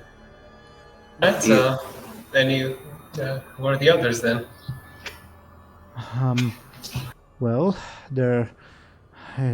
you mean the other leaders or the others in... or the demons? Oh well, all of them. Why not? We can take demons. Can I get a promise that that you keep me safe, please? Sure. Do you want to be a pirate? No. Why not? Being pirate is awesome. You can be in my crew. Look, we can drop you like in Buhd Bay or something. I don't know. She looks like... You're gonna love it. When Benjamin says that, she looks a little bit panicked, sullen, and she starts muttering, "Oh, so it really is all over. My house, my title, all of it's gone, isn't it?" Yeah, it happens. You should have given me the neck thing. Everything could have been fine. Doesn't acknowledge what you said. The tie, the cravat, whatever the name is, the thing I'm wearing. She starts shaking in panic and says, this... Okay, there were 5 of us in total. Lyri will be wheezing the staff the whole time this is going on. Okay. There are 5 of us in total. There's me, there's Clovis, and there's Emilia, and there's the hooded person. I never found out their name. And there's Andor. I think he's related to you, right? Unfortunately, yeah. Was all of that true, or...? Above board, yes. Well, there's a lot to tell. What do you specifically want to know? And who's this Emilia person? She looks conflicted. But then she says, I guess there really is nothing I can do, is there? Emilia Wishuk, a member of Stormwind's nobility. She's tied to the military. Warlocks killed her husband 4 or 5 years ago, and that's why she joined us. So she hates warlocks, but is in a group. We didn't know. Demons? We didn't know that there would be demons. Please, you have to trust me that we did not know. You have fell-powered soldiers or whatever. How did you not know? I didn't. I just assumed that, I don't know, Andor or the hooded guy they were just some weird variety of warlocks. Magic is magic. I'm a mage too. Arcane magic isn't inherently good or bad. So, are you saying most of the 5 weren't aware of the demons? Or just you? I wasn't. I have to imagine Emilia wasn't either. Whenever she spoke about demons or warlocks, we made it a point, the rest of us 4, to never show our agents when she was around. She's perhaps the one least committed to the group. I don't think Clovis knew either. At least he never mentioned it. I don't know about your cousin, uncle, whatever, or the hooded person. I imagine the hooded person knew. Well, what about the 2 Lord Gideons, the Dread Lord and the not so demonic? Dreadlord? I knew Lord Gideon was a sympathizer and he was in contact with Emilia and with Clovis, but I never would have known that he was a demon. Well, I think we came to the conclusion that there were 2 Gideons, right? It's Bladebeard. Who's Gideon again? Yeah, the The one guy with the killed. evil trench coat and the red pants. Oh yeah, the guy who was actually a demon and I defeated him. Yeah, but there was another one, right? Or am I just... No, remember. only one. Above board there was only one. Okay, yeah. Above board when Bladebeard fought that Dreadlord, the Dreadlord Bladebeard went away before they could get like a proper look, but it more like looked like the Dreadlord discarded the body. So you're not super sure. Okay. Yeah, we don't know if he's still alive or not, but he was possessed by the Dreadlord. Wait. You said there's demons here? Yes, there are. Yes, there are. And this goblin from Outland is also here? She looks at Kippin and says, where did that one come from? I've never seen them before. I don't know, they're kind of spooky. Wait, Benjamin, do you think Kippin maybe would, like- there's a passage to Outland here? I'm not going back to Outland if that's what you're asking. Also, I thought we were. I thought we were going to help out our new dragon friend. Also, Zelris, because you were using your staff, everything that Elswith said was true. Okay? Okay. Mm-hmm. So you people are just a bunch of idiots who worked for demons without knowing. I suppose you could call us that, but you have to understand. My house was dying. All our parents were gone. My cousin died, and with her died the last hope for our house's prosperity. The only connection was that I'm the king's first or second cousin once removed. I don't even remember. Okay, well, now we know what we need to know. Let's go. I can come with you, right? Sure. Yeah. I'll take an axe off my belt and throw it away. You throw it at her? Throw as in take this and use it to defend yourself, I guess. I appreciate it, but I'm more... She lights a small fireball in her hand. Whoa, you can do Doesn't magic? have to be said. What did Benjamin say? Because I just said doesn't hurt to be safe. She gives a shrug and then takes the axe. And she gives a brief nod to Bladebeard. Dely, you were going to say something, I think? And I think we interrupted you. I'm sorry. It's okay. I was just gonna say, like, if I don't know if people have finished discussing whether or not they're gonna leave yet. So, but if someone suggests like, oh, should we leave? Like Kippin would say, like, well, we better get a move on. But now that you've tripped the alarm, we may as well go deeper. I didn't hear anything. You tripped the alarm by. I told you tripped the alarm by opening the cell doors. So No, we may we as didn't. well. Well, you did. Trust me. I Nope. don't know if. Well, I hate to agree, but I think we should go deeper. If this is also speaking, if I may interject, are you planning on finishing off the conspiracy, or what? Can I ask what your intentions are?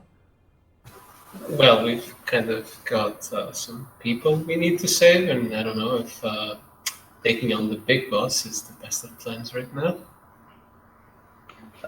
Do those people downstairs have like 500 gold, maybe? Well, screw it. Yes, this is where we kept most of the supplies for the eventual coup, including money, including artifacts, including incriminating evidence. She says that like very terrified. I think we should stop them. That's what heroes would do. Benjamin just face palms. We are I doing mean- this for the people, for justice, for honor. Mm-hmm. The justice for honor. Gurren, I think, For the recognizes. alliance, right? Gurren, I think, recognizes the word honor, because Gurren above board doesn't speak uncommon, but he recognizes the word honor and he says, "For honor!" Echoing you guys. Okay. That sounds like a plan. So we gonna fight these bad guys. We're gonna kill them all. What? Sure. They're all evil. All right, but I don't think my mother can help us in this fight, so What did you say? She's like, finish the bottle. you should just stay here until we are back. I'm not sure that's a good idea. Oh, so that I'm going home. I've got to bake pies for Billy, right? No. Well, Kippin would, good.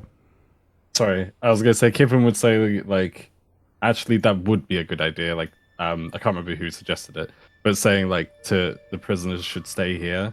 Like Kippin would say like that is a good idea. If they leave their cells, they're gonna like they can't leave their cells basically. Why? The door is open now. Yeah, but there was like a sorry, someone speak. It's just that Martha, Bladebeard's mother, would say, "I don't take orders from you, shorty." Fight fire with fire here.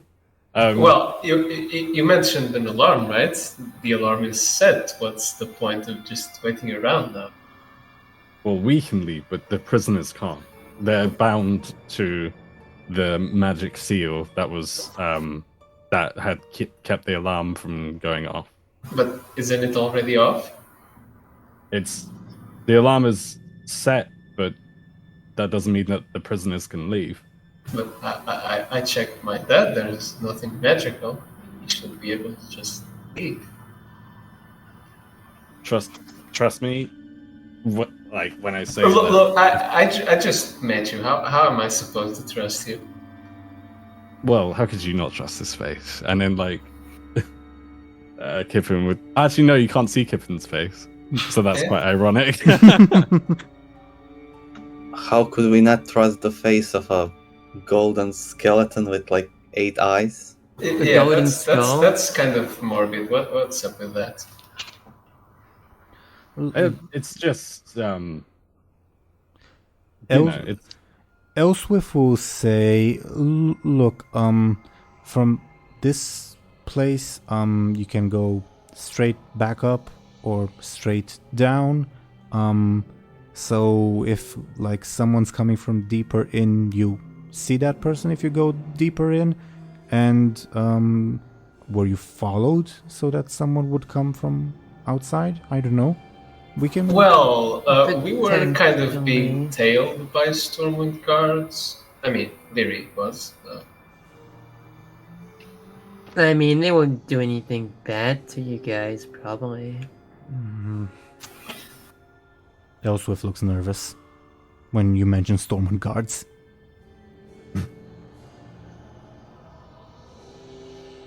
Alright. My curiosity is killing me. Can just one of you step out of the cell to see if something will explode already? Joseph and Elswith look nervous, but Martha starts walking outside. What if they explode?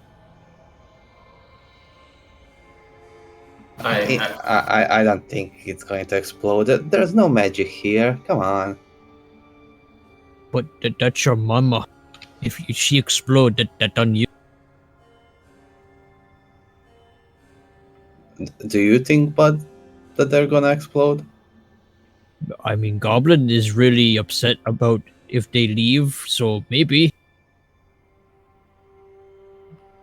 Come on, Lyri, Benjamin, can you do some magics? I mean, I checked my dad. This should be clear, and there's something on the door, but I'm not really sure what to say. Couldn't But Lyri anything check else? for anything magical going on? Like related to Marta, the general situation, could you be a bit more specific? Related to the general situation of people trying to leave the cell, is there anything that could be tied to that? Sure. Give me first a careful and then a clever, with your stunt applying on the clever.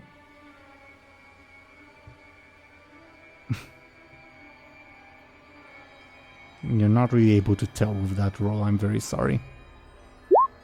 Could be, but also, like, there's evidence for both sides of the argument, if that makes sense, so... Lyri will just sit back and see what happens. Look, I've been in here. I've been in this sort of dungeon like for a while, and For less trust than me a when day. sorry. You've been in here for less than a day. Yeah, but that still constitutes as a while. So trust me when I say they're not literally going to explode as soon as they leave the cell. Like, I never said that, but they're not. They are bound to it, and they can't leave. Why don't you just trust me? But Let's delve deeper, and then we can free them properly when we actually like find what we're looking for. But what are we looking for? Well, there was a magic seal on the cell, and it's been tripped, but it hasn't been deactivated. And let's delve deeper so we can deal with it. What was it? I say we trust them because they were gonna help Buhd out in escaping demons.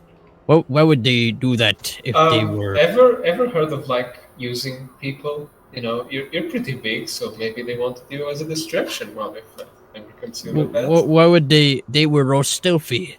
They were not caught. So it's probably okay. So let's look for a magic seal thing and kill it. Kill the seal. Yeah, come on. I mean, if it's cute, I don't think I can kill it. Seals are ugly. I like seals. have you seen seals? They look nasty. No. Seals are fine. They ugly. They look like big blobs of beards. No wonder why you like them. While this is happening, Lyri's just thinking about the ogres. You think about Just ogres. randomly think. Just thinking about the ogre. Just thinking about the ogres. Fine. Let's kill this seal, and then we'll get out of here. Yeah, let's kill a seal. Well, if you want me to stay here, you better bring me another drink. You heard that? Fine. We're going. Sure. I'll go upstairs for another drink.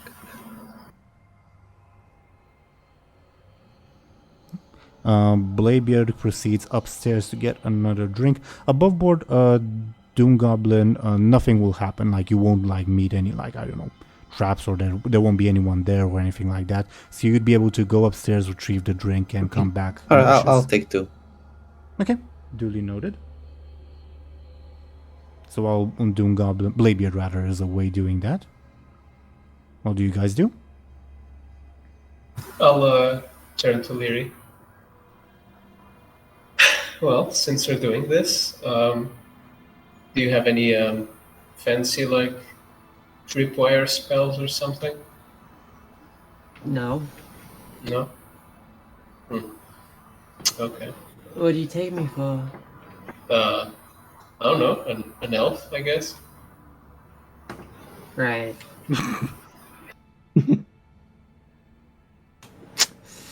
I also take her for an elf. Yeah, and she's purple too. I think that's kind of relevant. Lyri's I think she like Lyri's currently not purple. Well, but she is purple in, Sure. she part grapefruit. We're just waiting here for Bladebeard. Can't we just go down and kill? Right, but I just wanted to make sure that no one came from up top and just took them elsewhere. Well, the longer you wait, the higher chance I'll be taken somewhere else by ogres, so... Oh, What? Zelris, you meant those ogres. I thought you meant the Yeah. Yeah, I thought you meant the Bud's ogres. Okay. Yeah, that's what I thought too.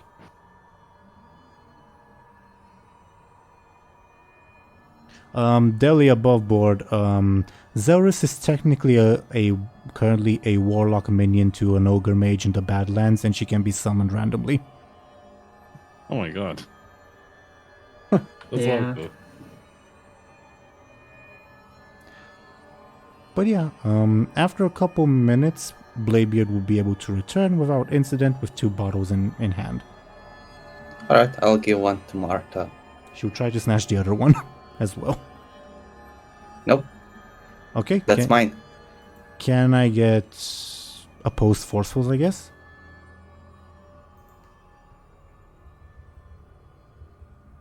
A 10. I'm currently rolling as well.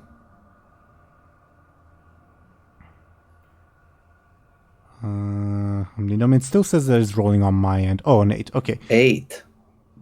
Wow. With her usual strength, she tries to snatch it at the other bottle, but you manage to keep it, and it says, "Moby, what kind of friggin' son are you? Give me the other bottle right now, or you're grounded." Sure. All right, let's go downstairs. Well, give me the bottle. No, that's mine. What kind of son are you? This The one who likes wine? Why do you like this human crap? I'm the one that likes wine, I'm the one that drinks with humans, not you.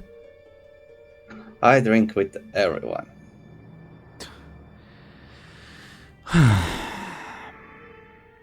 Fine, go on ahead. Don't mind your poor mother who's gonna die of thirst, who hasn't had a drink in hours and had to be rescued. Well, I brought you wine. Yeah, and it's already gone. And now I'm gonna die. I'm gonna No, die. it isn't. Well, the first bottle, you daft.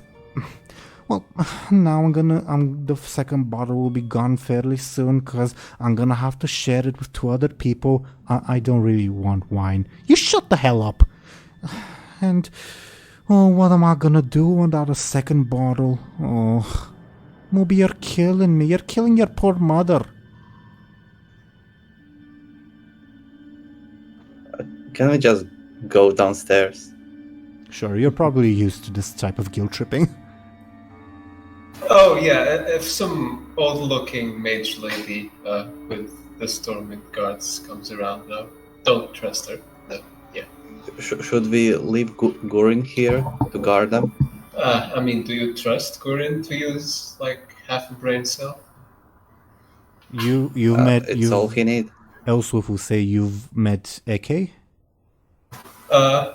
Is she nasty and throws like frost bolts and Well, chains or whatever. that's surprisingly non-descriptive for a mage, but we do have the Silver Mane had an operative in High Sorcerer Andromath's entourage. We could never corrupt the High Sorcerer himself, but we do have someone higher up in there. If you ask me, he's already corrupt. Not in the way that would have been helpful to the Silver Mane at the very least. He's very much a holier-than-thou bumhole.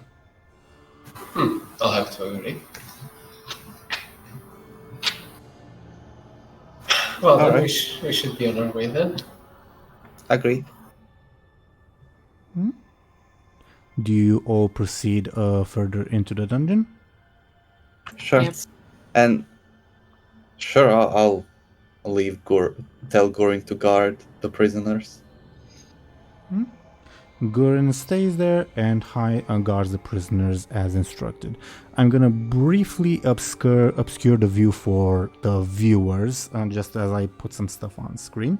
But yeah, while I put the stuff on screen, yeah, guys, tell me, like, in the next minute or so as you're traveling through this underground system, if you talk about anything or do anything, etc., etc. Okay.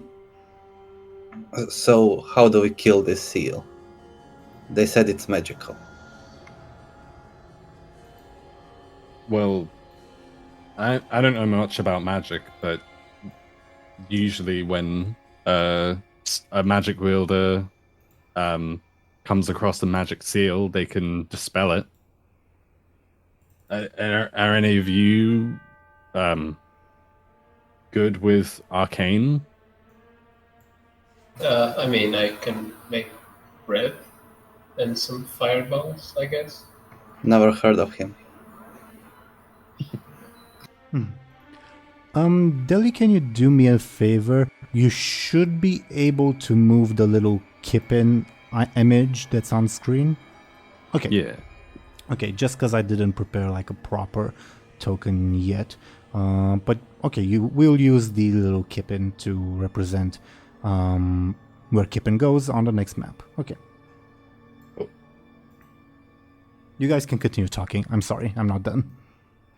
That's all good.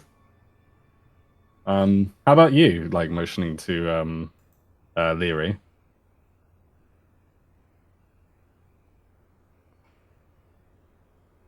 Not much of a talker, are you? She can suck people's magic. I guess that's useful. Yeah, she sucks. Is Zelris with us? Magic. She was before. Zelly? Hello? Oh, we lost her. There it goes. There she goes. Oh, okay. She has been taken. It looks like she went offline, so. I guess you might have disconnected or something. We'll wait.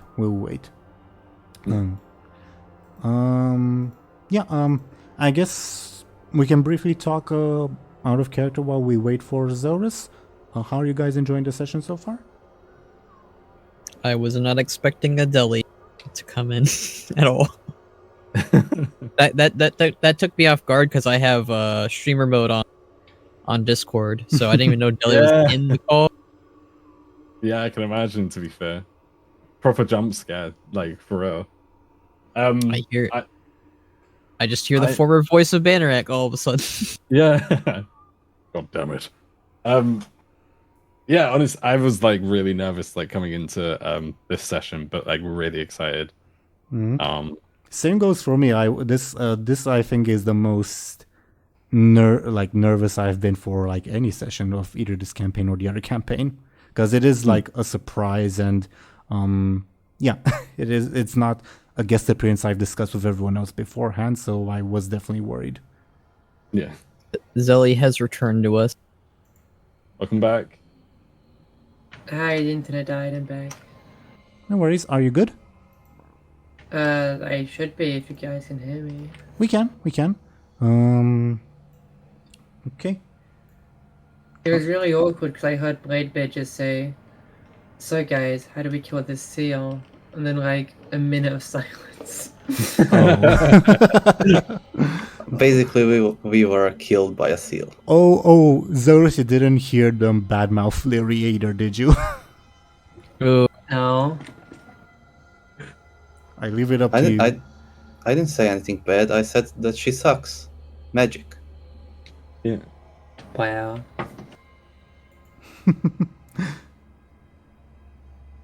Well, as you got... Well, actually, maybe let's finish that little conversation, because I guess it is plot relevant before we move to the next room. So, Kippin, Dely's character, asked, if I remember correctly, like, oh, is there any way to, like, deal with magic stuff, I think? Yeah, like, does Zelris... does Lyri have any, like, experience with magic, basically?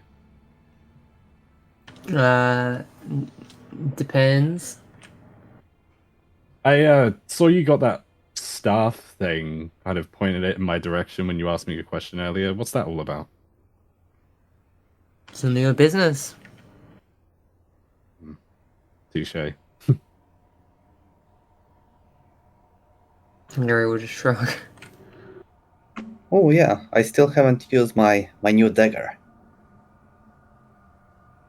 Your new It dagger? has like tentacles and stuff on it. You know, that's probably not a very You good mean sign, like- right? The last one? Do you unveil the dagger, Bladebeard, or do you just, like, Sure. mention it? Yeah. He like attacks the air. Dely, if you were to look like at our little in-game screen, the dagger is visible underneath Captain Bladebeard's like little square.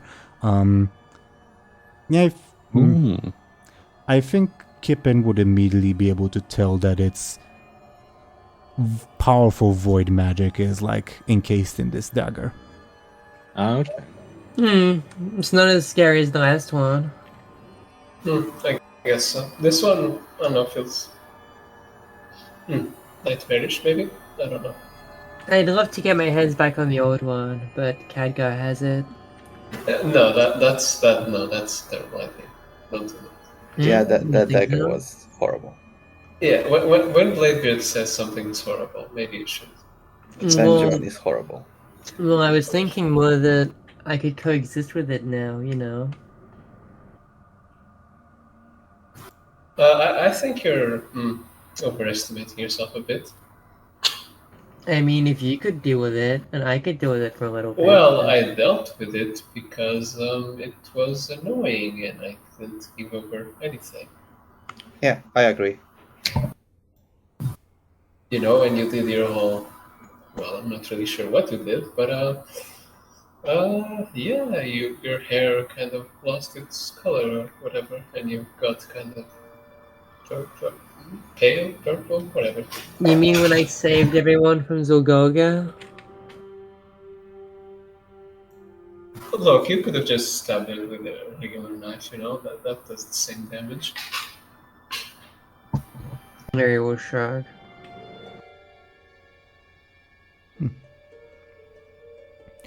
What was his name again?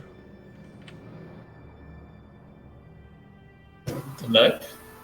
Yeah, the knife. Zelta. Oh yeah, that one. Well, we should ask those faceless next time we see them if they have any idea where we can get it. Well, one of them. The other one's dead.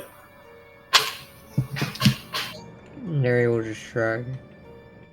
I wonder if this dagger can talk. You Maybe it knows the other dagger. You hear a voice, a very weak voice in your mind, Bladebeard, say, "Say it me, please. Blood." What? Who said that? Oh no, he's hearing more voices. Oh no, not again. I heard some very weak voice. Do you want me to drain the dagger again? No. You know, there's probably a limit of how purple you can get before you like blow up or something. Or like you could become like a giant squid lady, like squid face. Well, maybe I can already do that. No one ever asked me. Okay, oh, do that then. Lyri will try to do that. No, To like mana tap the dagger? no, to grow a tentacle to prove to Buhd that she's a squid.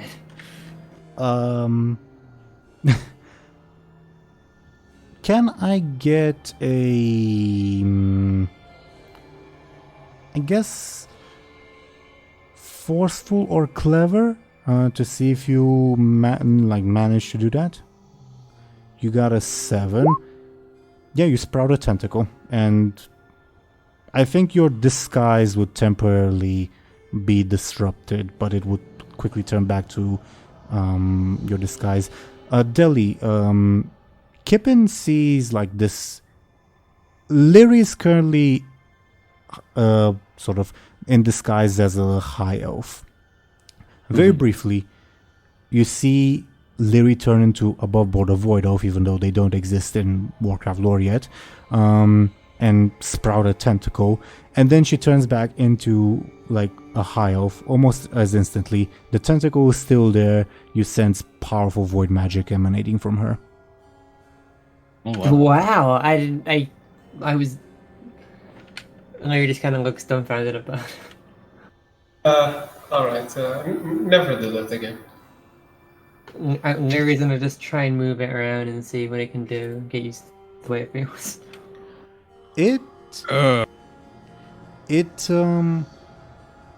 You feel like you can control it at like a limb, but like, you know how like, say for instance, babies don't really control their like arms very well because they don't know how to. It's like that. You don't really know how to move it very well. Make sense? Mm-hmm. So it sort of like flails around, and like if you're intending, oh, I'm gonna like grab with the tentacle, you just like knock it aside. Make sense? Mm-hmm. Makes sense to me. I should really figure out to put that thing away. Wrap it around your neck like a scarf. Or I could just put it away, right? I mean, that it can probably go back in, right? Can I get clever or forceful to see if you manage to do so? Lyri rolled another 7. Lyri, you are able to like retract it, if you so desire. Lyri will retract it, and then I guess try and pull it out again, and then do that over and over again just to get used to it. So like, is it gone, or is it like inside you? Every time Lyri does that, her disguise like flickers between like Void Elf and High Elf. You know what? I actually don't want to know. I don't like that thingy. How long are these stairs? Stairs? As you say that, these are not stairs, but it's like a cavern thingy. But yeah, you enter this room that you guys can see on screen. In the corners, as I'm just about to put them, you will see 4 statues. Benjamin, you would instantly recognize what those statues are, because you have fought in Northrend before. They are currently inactive. The room, like the floorboards, you can all tell are like pressure plates. And there's probably like a pattern here or something. This is the strangest chessboard I've ever seen. Robot, this is the puzzle that I asked the Legacy of the Rimland crew's opinion about, so I guess blame Dely if you guys don't like it. Alright, got it. Can you look the stuff, Benjamin? You good at looking, right? Alright, I'll look around, whatever that means. You guys can click and drag your tokens around if you so wish, okay? Yeah, I don't really want to step on any pressure plates at the moment. Are we standing where our tokens are? Yep. More or less, like not you're not stepping on any pressure plate at the moment. Yeah, but you are on the quote-unquote south edge of the map. All right, you've been here for like a day. What's this? Well, what does it look like? Assuming that Benjamin is talking to Kippin. Yeah. It's obviously a trap. Yeah. So you were just hanging out around the cells for that long? Well, yeah, for long enough, but I didn't get past this room until just now. Okay. Well, I say we toss Lyri and see what happens.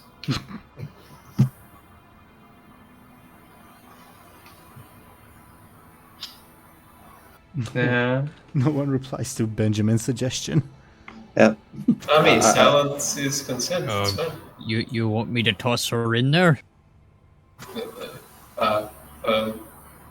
Lyri? You know, I could just use the tentacle thing to like press the buttons on the ground. I mean, that's what they are, right? The point not to press them.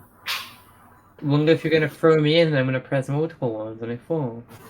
Okay. Well, I don't know. All I'm seeing is pressure plates and spooky gargoyles. Well, can't we just break the gargoyles? I mean, wouldn't they come to life if you try? There's no such thing. Statues coming to life.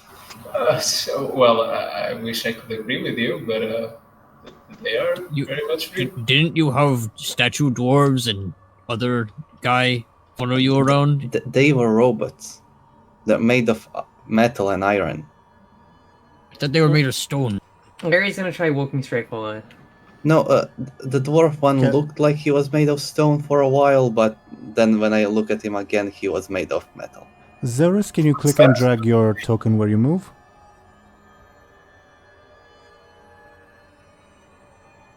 Straight forward. Okay, so you take 2.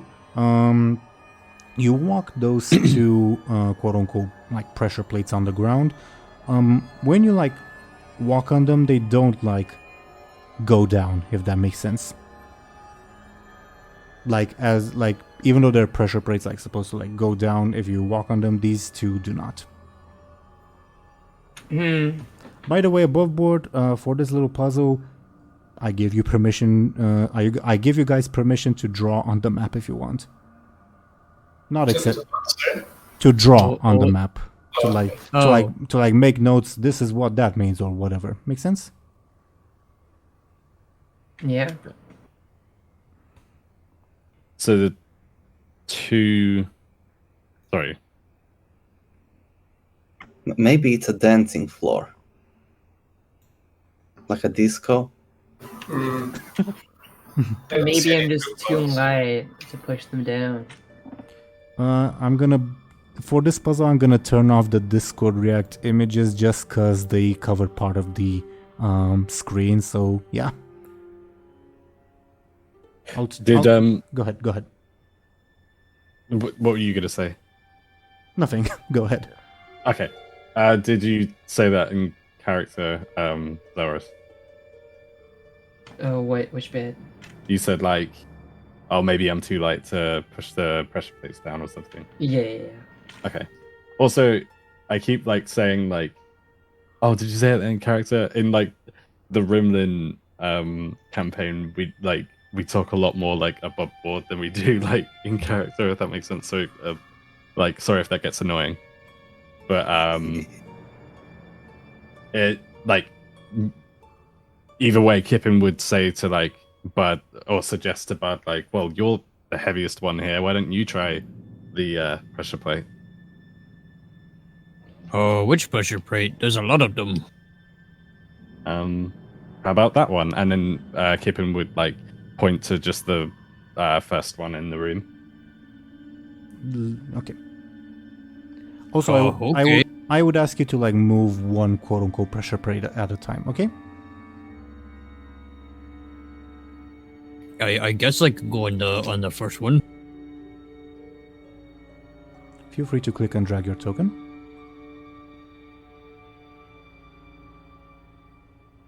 But we'll go on. Yep, you go there, and like what happened when Zelris walked on it, it does not like go up or down. Alright, I guess these are safe. Maybe we have to put the gargoyles on them? I feel like touching gargoyles is a bad idea.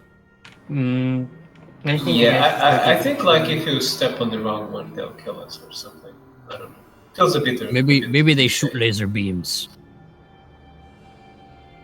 Well,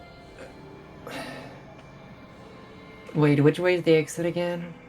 Which way do we come in? You guys came in from the south. So down. So there's 2 exits from here, right? Yep. Okay. If you guys can like, feel free to like check it, to like roll to see, do I hear like voices coming from that direction, or do I sense something from that direction, etc., etc. If you are curious, though, I would say the closer you are to said exit, the easier the roll will be. Make sense? The exit's open or shut? I do not understand what Zelris said. I'm sorry. Like, are the exits open or shut? Open pathway, though. You don't see what's down them. I'm gonna go to Lyri. Go to Lyri. Nothing happens. Can I try to figure out if this puzzle thing is mechanical or magical or both, I guess? Yeah, give me a careful, please. Not great today. What did you roll? Sorry? That's 3. Would my stunt apply? I guess it would, yeah, because it is your surroundings. Then I guess that's a 5. Yeah, just give me a second.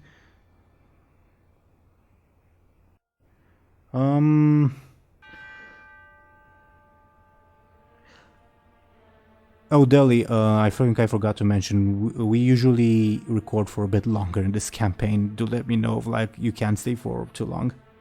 That's okay. No worries. Okay. No, I can stay. So as to your question, Thompshire, well, Benjamin's question, there's clearly a mechanical component regarding the pressure plates, although the gargoyles are like magical creatures, so they're not like, say, a marionette that would just respond to mechanical stimuli. There has to be like a magical thing that also like triggers them. Make sense? Then I guess I'd go to one of the gargoyles and try to go and check what's going on there, I guess. With the gargoyle? Yeah. Give me another careful if you're trying to like inspect it. Okay. I don't think your stunt would apply in this case, but it is still a good roll. It's inert. You've like fought in Northern before, and your experience with gargoyles has been like all over the place. From like sometimes they just seem like they are whatchamacallit, inert, not doing anything. Sometimes it seems that like whenever there's someone approaching, they immediately activate. These guys, you can probably tell that they will respond to triggers in the pressure plates, or if they are like directly threatened. Make sense? Mm-hmm. Okay. Also, did they disappear from the map for everyone else, or is that just me? Nope, I see them. Okay. I still see. Okay. I still see them too. Must be I have a question. must be a bug on my end. Go ahead, DoomGoblin. Do we see any like levers to pull anywhere? Give me a careful, please. You got a 5, which is a very good roll. No, you do not see any levers. I'm sorry that the very good roll was wasted on such a simple answer. Damn it. Alright, I'm gonna move. That alright with everyone? Yeah. Alright. Which way should I go? I don't think I should go forward. Try going. Real brief, I'm gonna refresh my Roll20 page because it bugged out on me. I can't see the gargoyles or Kippin's tokens, and I obviously need to know where Kippin moves. So BRB while I refresh.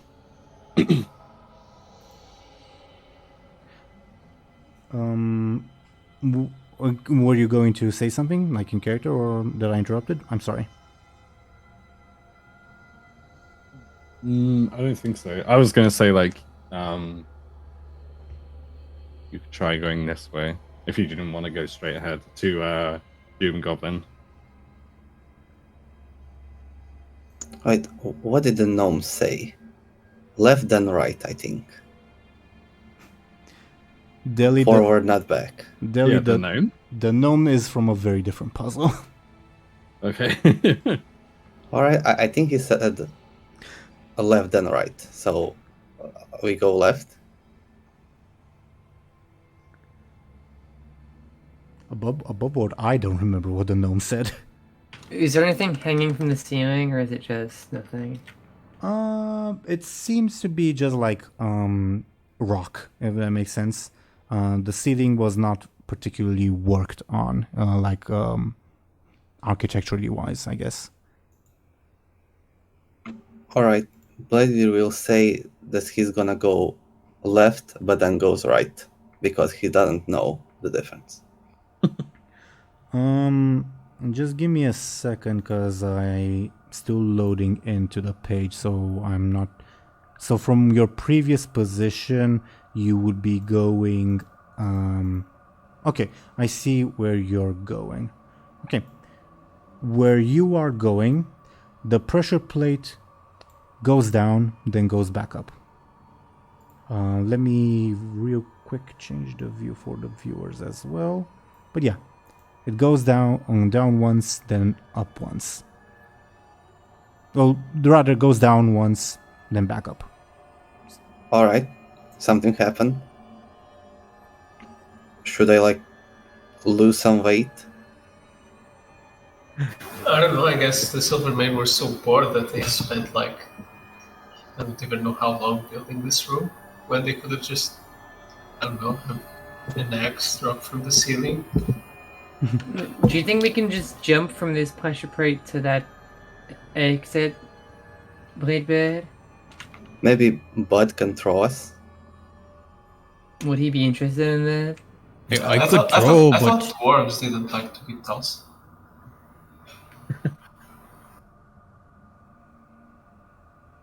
But I don't mind. Wait, couldn't I just... If I just get really close, can I just blink to the other side? Yeah, I think you'd be able to. Lyri will, I guess, hop on the pressure plate Bladebeard's on and try to blink to the exit. From the pressure plate Bladebeard's on, you are able to blink to like a spot with no pressure plates. Yeah, it is within distance, and nothing happens if you do so. Well, it probably isn't a magical puzzle, because I don't think this would have been allowed if it was. Well, I mean, these gargoyles are still here, so probably is. They're just statues, probably. Decoration. Yeah, probably. I don't know, they look awfully lifelike to me. I'm a dwarf, I know statue stuff, right? Look, Buildings. how many times have you been in Ironforge? 0. Right. I would like to visit. I heard it's pretty cool. Big halls filled with gold. Sounds fun. Okay. Well, now that this? I'm out kinda of harm's way, why don't you guys just press some buttons? that I'm sounds like gonna a move bad up. idea. If you move up, Bladebeard, the pressure plate goes down, then up, then down, then up, then down, then up. 3 times total. I don't know if I like that. Alright, this one is kinda wonky. Wait, did that one go up and down multiple times? 3 Yep. times. I would say more than twice. And one of them went down one time. Yep. Maybe we have to do it in the numerical order of some kind. Of course, I don't really care from over here, but you know, you guys. Are we going that way? Are we going in that hallway that you're on? I don't know. I don't know what's down this hallway. You can roll careful to like look if you'd like, Zelris. I would also like to look. Yeah, you can also roll. Zelris, you're thinking about how hungry you are. Lyri, rather. That's fair. Bladebeard, think you hear voices and maybe like the clang of metal coming from to the right, aka to the east. I think there's someone there. Someone talking. It doesn't sound like Seal. Lyri will, upon hearing that, I guess, hide around the side of the corner and get ready to jump someone if they come around. You do so. Tell me when you see them. I'm gonna move one step forward. Or right. Okay, can you move your token, please? Yeah, I did. Okay, this time the pressure plate goes up and down twice in total. I'm too drunk to think about this. You I'll know, just move forward I again. think we should do what I was gonna say. Which one was the one that went down one time? I don't know. Bladebeard. I'm gonna. Go ahead. Sorry, I'm. Okay. I was gonna say I'm gonna move here, but if it's, well, Kippin will probably still move though. If that's all right. Sure. You move there, and the pressure plate goes up and down once. Wait, is this a Sudoku board? No. It's that game. The mine. Oh, are you playing Minesweep? Oh god. Oh yeah, I love that game. So by the way, was the 3 here or was it elsewhere? yeah, 3. You drew them correctly. But that's him. Wait. So, there is one explosion next to one with 1 on it. Right. Then That's why how would it there works. be a 2 here? So explosives are maybe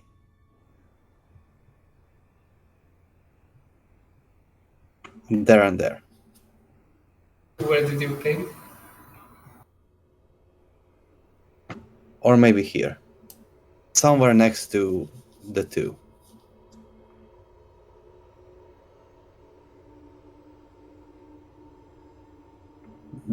Do you know how that game works, Thompshire? I do not.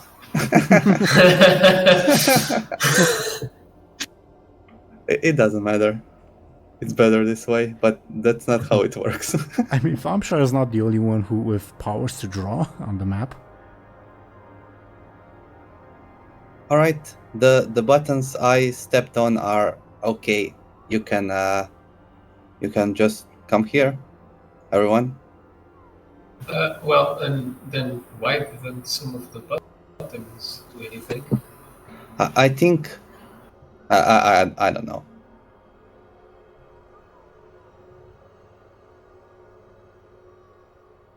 I looked away for like 2 seconds. What is this? We think it's that mind game. So every button that clicks tells you how many bombs are around it. So if you step on the one with 3, there is there is a big chance that the next one is something bad.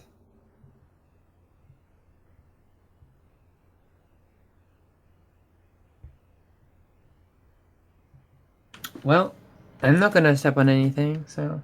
Well, I Right. mean, I guess we can follow this path and be safe. So I guess we should explore Or there maybe first. maybe it tells you how many times can you step on a certain button.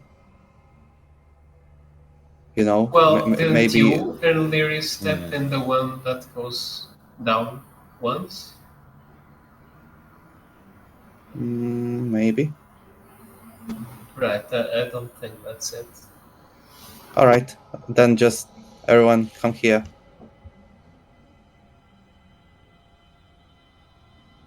Does anything happen, or am I exploding? When you walk on the pressure plate Kippin is on, like it goes down once. The next pressure plate over it goes down once. Yeah.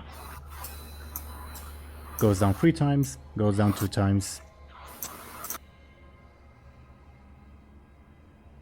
Are we not going down that way? Well, I guess we can do it afterwards.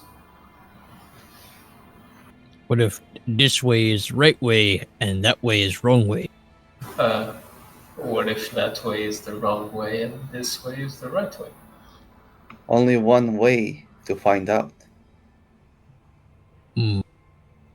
Why don't some of us go this way? No, splitting up is not a good idea. No. Let's not split up. That's always bad. We could always have a look at the entrance and see, like do a careful roll. I did. There are some people in this way. I think Dely meant the north thing, not the east thing. Yeah. Well, there are some people in the east. How about we kill them? Maybe there are demons. Maybe it's the seal. I mean, we are professional demon slayers. Yeah, We have done that before. and squid slayers too. I think that's important to mention. What was that, Benjamin? That we slay squids too.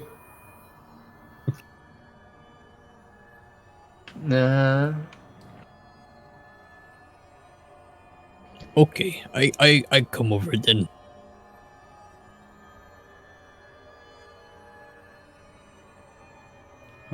Nothing happens when you go there.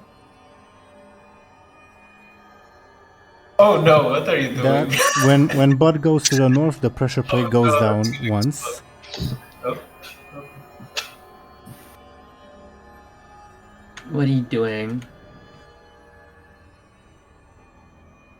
It goes down 3 times.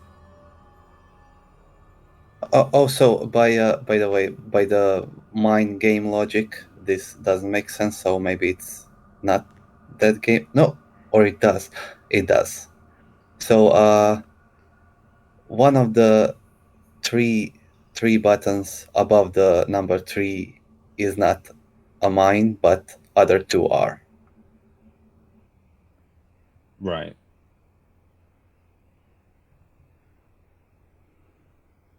Okay. Well, Two of those are bad. Should we test the theory? So like maybe if all right. One above 2 is not. Okay. Should we test it and see like? So if I go on this button. Okay. There.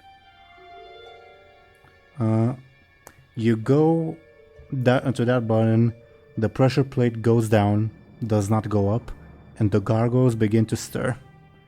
All of them? Yeah. Oh god. Okay, leaving, I'll bye. start dealing with them. Goodbye. Maybe we run down the hallway. We all run down the hallway. This was your idea. I'm very sorry. Okay. You guys have 1 round before the gargoyles awaken. What do you guys do? Oh, we're running. Run. Come on, Goblin. Let's go.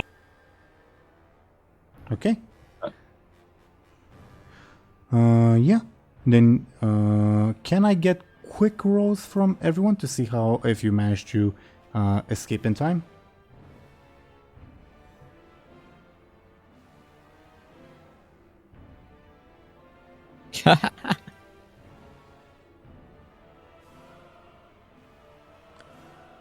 Buhd is lagging with those rolls.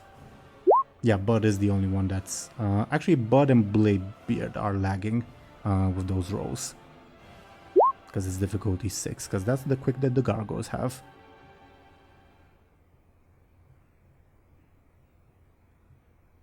So, can you guys hear me? Yep. Yes. With that happening and you guys being completely very, very loud, the gargoyles pursue you down the dungeon. They will be able to engage Buhd in combat. Buhd and Bladebeard, rather. What do you guys do? Should we block the way somehow? Oh, we can try. We didn't And bring how do we anything, get though. back? I don't know. Some other way. Maybe we blast through a rock. Let's just kill these gargoyles, I guess. We fought worse, right? Sure, yeah. Alright. Okay. Okay, so we fighting then?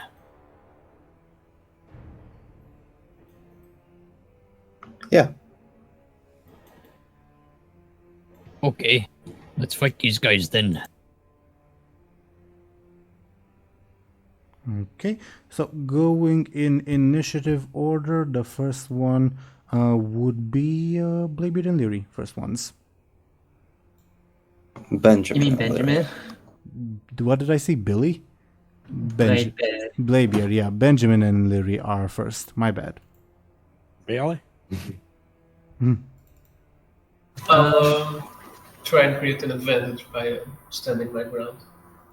Okay, can I get a careful roll from you? And could you please read your roll out loud?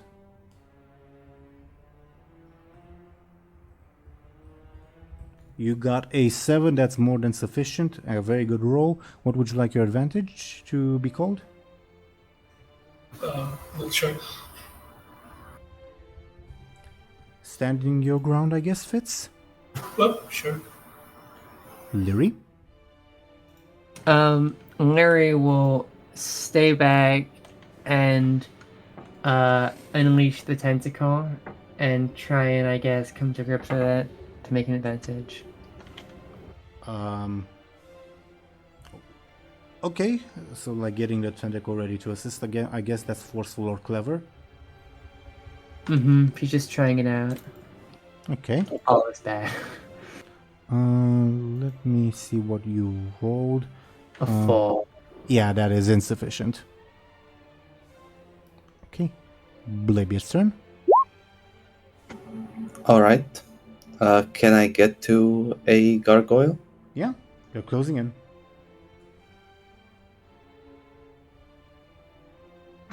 Alright, I'm gonna pull out my new dagger, which I don't remember the name of. Blood Pleasure. Blood's passion. Blood Passion. Blood's I was passion. close. Possession, like possessive. Blood's passion. Oh, alright. And I'm gonna be like, oh, you said you like blood. How about gargoyle blood? I'm gonna stab. Give me a forceful, I guess. Yeah, I'm gonna stab very forcefully. As the gargoyle charges in at you. I guess Bladebeard will be the front line at this point. Okay, 6 points of damage. You smash the crap out of the first gargoyle. One more hit and it will be out. Is there any blood coming out of this stone creature? No. The dagger, not the dagger, but well, the dagger, yeah, but in character you wouldn't necessarily know that. You hear the voice say, blood, please. Maybe they have bloody hearts. I don't know. We'll see. As the gargoyles prepare to recall. It's their turn. 4 of them. Bladebeard's in the front line, so I guess they're gonna attack Bladebeard. All right, First attack. I'm ready. How do you defend yourself from the first one swooping in? I'm going to dodge. Give me a quick. 1 point of damage. Nope, I get +2 because they're taller than me. Fair enough. Second attack. They're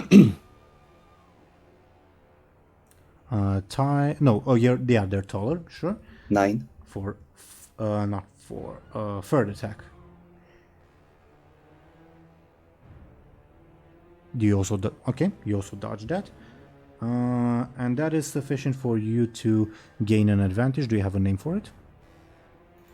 Come on,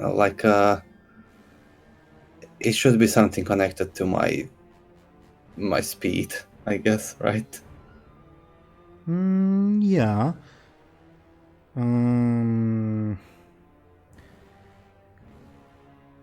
How about close to the ground, quicker to move or something? I don't know. That's a bit long-winded, but Fast and Furious. Sure, yeah. We already used that, but yeah, Did we? yeah. Yeah, I did, but yeah. Fast and Furious. Okay, just give me a second as I'm futzing with technical stuff. Haha, too slow. Fast and Furious. Okay. Freaking roll 20. Okay, while I type that in, the fourth and final attack is coming your way. How do you defend yourself from that? I roll. Okay, Quickly. you would also gain an advantage for this. So you also another charge on Fast and Furious. Yes, please. Okay, Fast and Furious, 2 charges. Bladebeard. Okay, Bladebeard's just swooping and dodging. Yeah. Nobody can touch him. It is now Kippin's turn. okay. I'm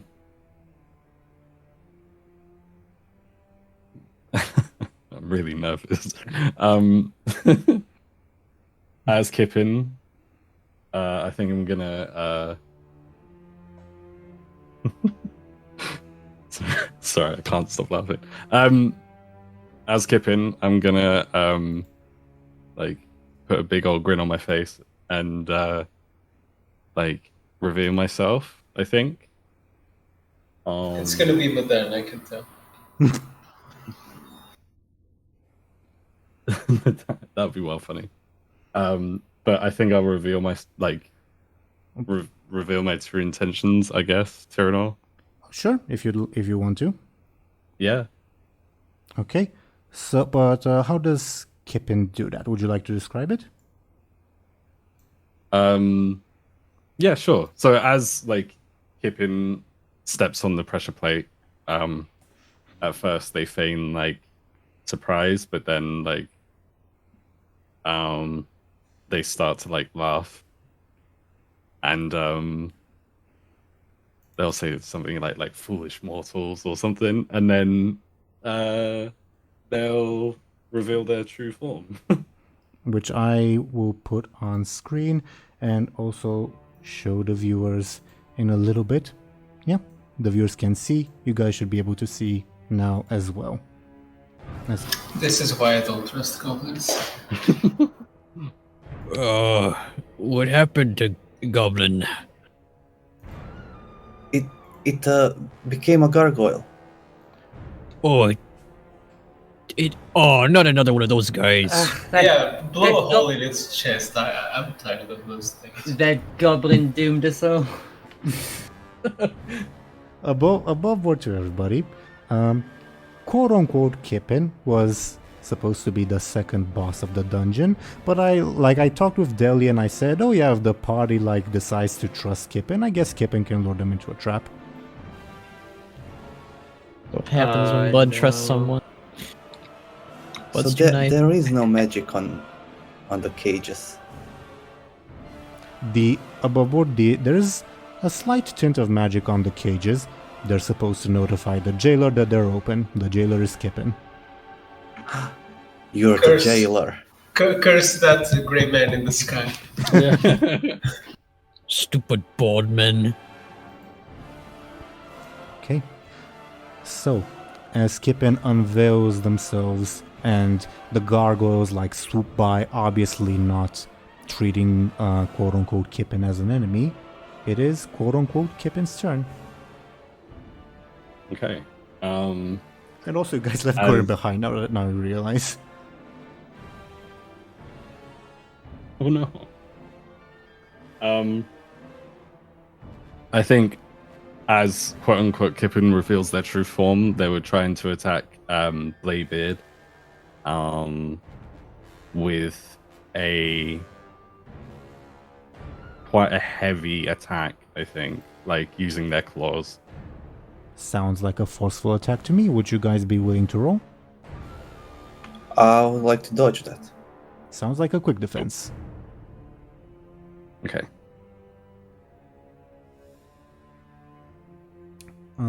Is the 7 from the defense? Yeah, So 1 that- point of damage. 1 point of damage. How do you take it? If you stay the goblin, I wouldn't have +2 in this. Bladebeard has a stunt where defending against taller people he gets a bonus. All right, I'll take one level 1 stress. Sure. Next, obviously, you guys can talk or RP outside of initiative. Talking is always a free action. So Yeah. Which part of me do you damage slightly? I guess your chest area, maybe? Does it make a difference, or Do you damage his beard? I guess maybe a little bit of it. Wait, why? Yeah. Awesome. Oh no! Yeah. Oh thanks. no! Bladebeard has a stunt that if anybody touches his beard, he gets a bonus. Oh no! Would that apply to your next attack, or? To forceful attacks. Yeah. Oh my god.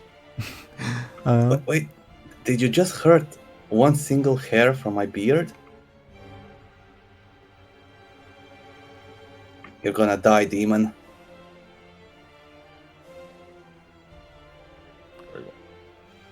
Bud's turn. Bud looks very upset at Kippin, or the Dreadlord rather. You traitor! You betrayed Bud's feelings! And Bud will pull out his cannon and he'll start running at the Dreadlord with his cannon. Sounds like a forceful attack to me. How would quote-unquote Kippin defend themselves? I think Kippin would you say you're running at Kippin with a cannon, like His using cannon, it as yeah. a melee weapon. Okay. For now, yeah. Yeah. Kippin would probably just stand their ground and try and grab the cannon and use their strength to block the attack. Is that it's not really a block, is it? But you know what I mean. Sounds like a forceful defense, so can both of you roll me a forceful, please? Mm-hmm. Buds, you flounder, quote-unquote Kippin gains an advantage. Do you have a name for it, Dely? Stonewall. Sure. I'll type that in. Benjamin and Lyri's turns.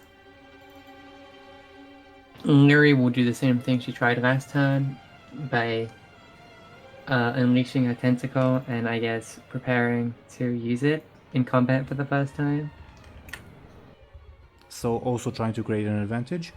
Yeah, same thing as last time. Yeah, then give me a clever or forceful, please. That is sufficient. Another charge on your thingy. Well, actually, you didn't gain a charge previously, so we'll create the Yeah. advantage now. My bad. Mm-hmm. Do you have a name for it? No, not really, I guess. Squid power, I don't know. Squid Game. Go ahead. Okay. Benjamin? How's the battlefield looking like? You guys are basically all crammed into a tiny corridor. Which I guess, like, it's good because the gargoyles aren't able to move around very much. But it also makes a lot of noise. And you know there are people who just... Yeah. And it kind of makes my stunt useless. I don't know. Oh well. I guess I'll charge at one of the gargoyles, which is probably busy flocking around Bladebeard, and try to give it a good old slash. Sounds like a forceful attack. Are you going for the wounded one or... Yeah, sure. Okay. Then give me a forceful, please. Yeah, sure.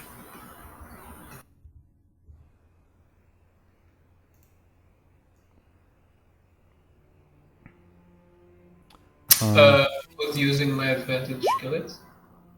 It would. Yeah, then I'll go ahead and use it. Okay. You invoke your advantage and you dispatch the gargoyle that Bladebeard had previously wounded. Bladebeard's turn. Alright. I'm gonna get in between the Dreadlord's legs and stab upward. Oh. Oh, this is very personal. Oh, he's going for the ground. Sounds like a forceful, or actually kind of more like a careful attack, Bladebeard. Then I'll just... Sure, I'll just stab anywhere. I can allow a forceful given, like, with the specific description. It's just that normally I would assign more like a careful. Make sense? Alright. How does... So is it forceful? Sure. How does the quote-unquote Dreadlord defend themselves? I think I would like... I think the Dreadlord would stomp on Bladebeard, obviously not dealing any damage, but to try and like stun him. Sure. Sounds like a forceful defense as well. Okay. Yeah. So wait, my number is 10. Yep. Insufficient. I'm gonna use my advantage to add +2. Okay. Dely, do you like you have your own fate points as well? You have Stonewall if you want to use it, or you can just take the damage. Entirely up to you. I think I'll use Stonewall for now. Okay. Yeah, I think I'll use it for now. Okay. Sure, I'll use the other one. Bladebeard uses his other advantage, so that's still 2 damage coming at you. 1 damage, right? 1 damage, my bad. Coming at you, Kippin. Unless I think maybe I'll save it for now because I'll use my level and stress if that's all right. Yep. I'll type that on screen as Bladebeard does what he intended to do, like get between your legs and stab up. He doesn't reach what he was intending to reach because you're so tall, but like you get hurt on like the inside of your leg. Yeah. Is there any blood? Yeah. Dreadlords do bleed. Yeah. I ask the dagger. More. Alright. So, demon blood, okay with you? More. Gargoyle's turn. They can't really attack Bladebeard where Bladebeard is at the moment, so they'll veer for the rest of the party. I guess 2 will attack Buhd and 1 will attack Benjamin. Make sense? Okay. So 2 charge at Buhd. How does Buhd defend himself? I believe Buhd would use his handy-dandy cannon as a shield and kind of like whack him away. Can I get 2 forcefuls, please? So that means 1 point of damage you'd have to take. Alright, that would be 1 stress, I think. Yeah, it would. And Okay. the gargoyles also get another one advantage rather. I'll call it air assault because that's what's happening.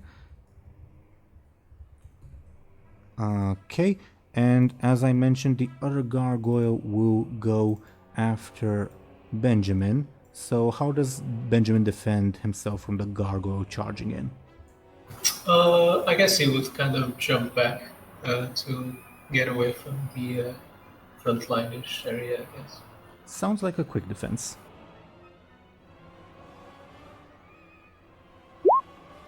Yeah, you successfully defend yourself. Is this quick attack, right? Yeah. Okay. Alright, you're stunned. Yeah. Kippin's turn.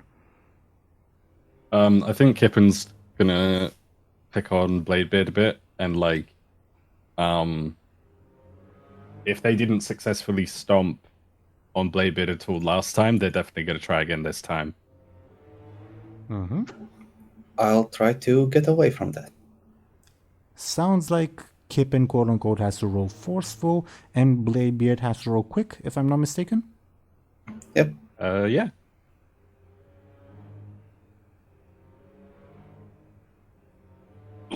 That is 1 point of damage towards Bladebeard.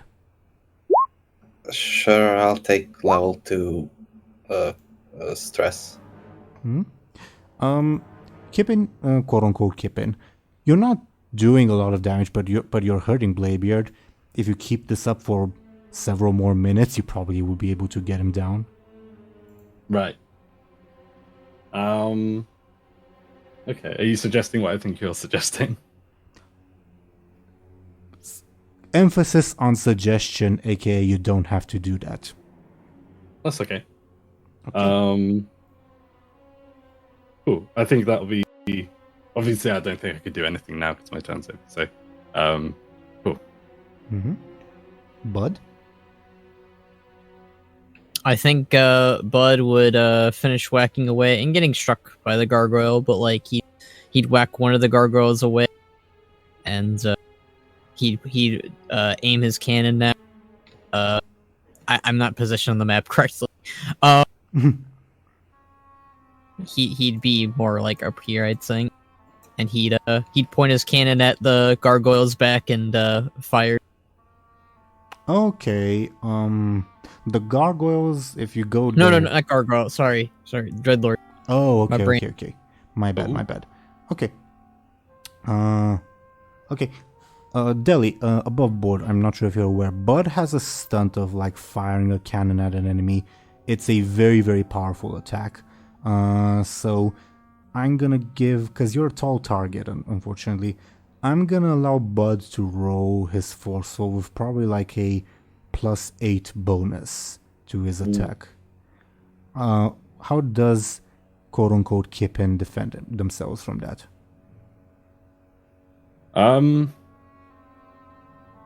That's a good question, you know. I think I really don't know, to be honest. I think Kippin would probably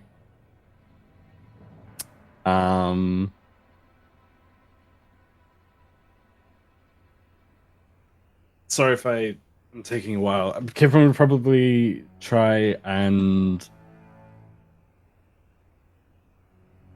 like shit, like what do dreadlords do? They like they can't teleport, but like they sort of demist into bats, right? Or not? Yeah, I guess they do that, yeah. Either way, I guess it would be like quick, right? He sounds like a quick or a sneaky, or even careful. I leave it up to you. I'll go with quick because all of those stats are the same. Actually, should I be saying stuff like that? Oh, almost. You can reveal as much or as little as you'd like. Okay.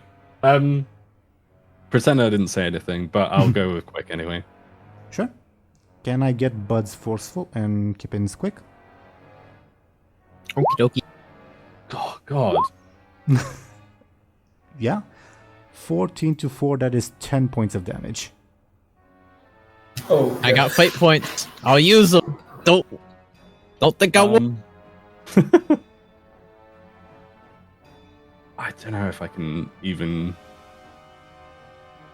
How much did you say? 10. Mm-hmm. Yep, 10. You betrayed Bud's trust. Yeah. Oh my God. You upset the happy ogre. I guess could this work? So could I use a fate point and use my 4th aspect? Let me check which one is your 4th. Yeah, okay. And yeah, if you think that's fine, then I'll It is. +2. Okay. Okay, cool. Then I'll +2 to at least mitigate it a little bit. So it's 8 damage. 8. Yeah. And to be honest, I think that's all I can do. How would you... okay, if that is all, how would you choose to take 8 points of damage? I'll take it on my... This is horrible. I'll take it on my... Maybe this is a bit of a weird way to go, but level 1 stress... I haven't taken any damage yet, have I? You've taken your level 1 stress. Oh, I already have. Okay. Maybe my level 4 consequence, my level 2 consequence, and level 2 stress. Oh. Okay. Yes, that is a lot. Bud's cannon is very powerful. But it is a one-shot item for this session. So, Bud, what are the level 2 and 4 consequences inflict on quote-unquote Kippin? Who hasn't even revealed their real name on that note.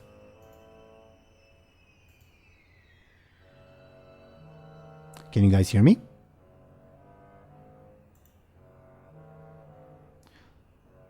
Okay, I cannot hear you guys. Give me a second, because Discord is being finicky.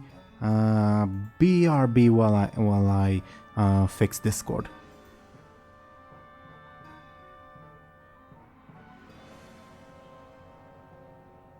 Go in the settings and all that. Give me a quick second, please.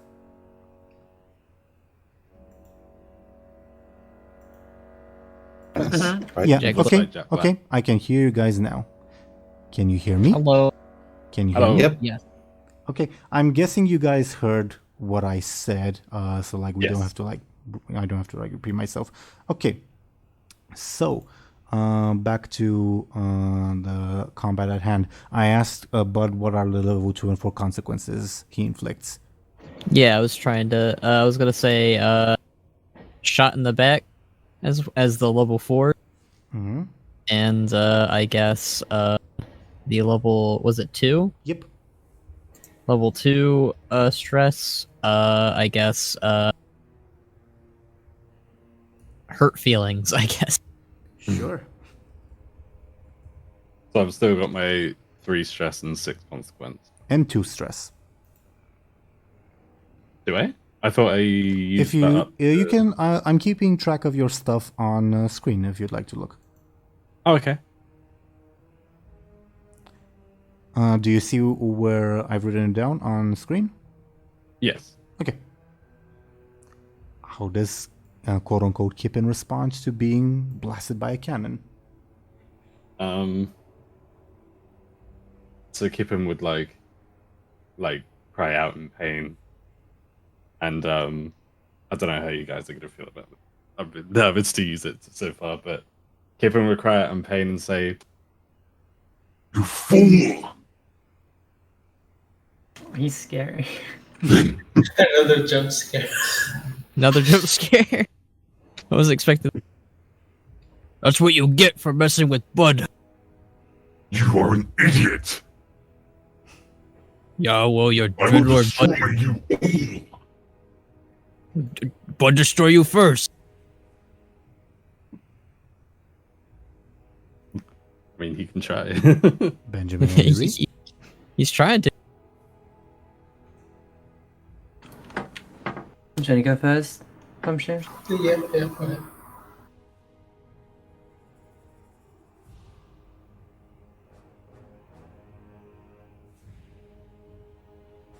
Oh, okay, I can go first if you want me to. Oh, okay. Did Thompshire disconnect or? Oh, did Zelris just ask me if... I asked if sorry, you I wanted to go misunderstood the question. Sure, I'll go first.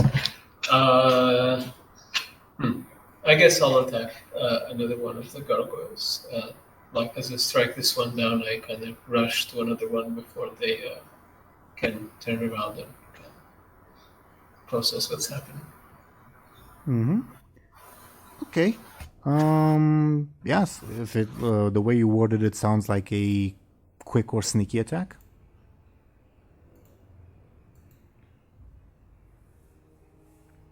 Give me a second to also roll.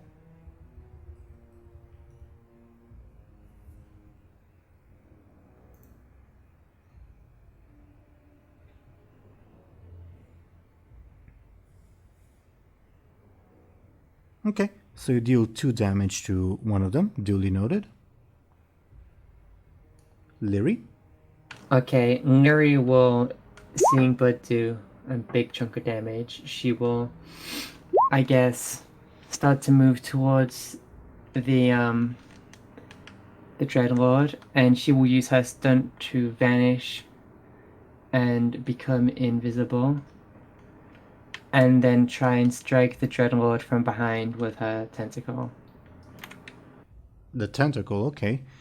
Yeah, she wants to, she wants to see how powerful it is. She Sure. wants to give it a spin. How would the Dreadlord defend themselves? I think the Dreadlord as maybe would the Dreadlord notice that probably not, but would the Dreadlords notice that the Blood Elf disappeared? I think it depends on how much attention they were paying to Lyri beforehand. So I leave that up to you, honestly. Okay. Probably a little bit. So I would say... I think you'd also be aware of that there's like a sneaky type in the group. Yeah. Okay. In that case, I think this makes sense. So, noticing that the Blood Elf... noticing that the Blood Elf, suddenly vanished and disappeared, they would, be on high alert, and then, they would probably try and, kick Lyri as soon as she, materialized. Okay. So, she materialized behind the Dreadlord, so they would, horses, kick, from, backward, They, you would do that. The Dreadlord would do that, but with one of their hooves. Then Zelris can ask for a sneaky attack. Your stunt would apply, and Dely, may I ask for careful or forceful defense? I leave it up to you. Forceful would be nice. Oh, hang on. Okay. I will be using a charge of Squid Game. Okay, so if Lyri uses a charge of Squid Game, that's 5 points of damage coming the Dreadlord's way. Oh my god. Could the... So... I'd like to re-roll, maybe, because I feel like that's not the best. A 9 is slightly below average for you. Sure, you can reroll. Can you tell me which aspect will you be invoking? Yeah, the fourth one, I reckon. The fourth one is... Yeah, that definitely makes sense. I mean, yeah, it's... Yeah. Cool. Okay, Right, I'll reroll. give me a reroll, please. Oh my god, that's horrible. That is horrible. So instead of 5 damage, it's 7 damage. Brilliant. If I took that, that is rough though.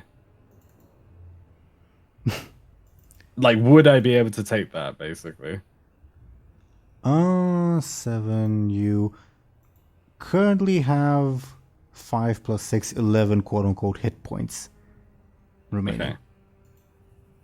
Okay. God damn. I think I will probably take that. You still have fate points if you'd like. Up to you.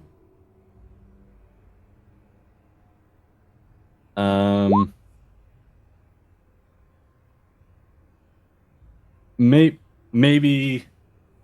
I'll do one more fate point to re-roll again, and then hopefully I won't get lower than I did again. Which aspect are you invoking? Probably the third one, and there's like I can sort of justify it for you if you like, but if not, I can. Can you please justify it? I'm not sure how it would fit. Yeah, sure. You can do it out loud, I guess, or not. Up to you. Dely's typing in our private chat. That's why I mentioned that. I'll type it. Okay, your choice.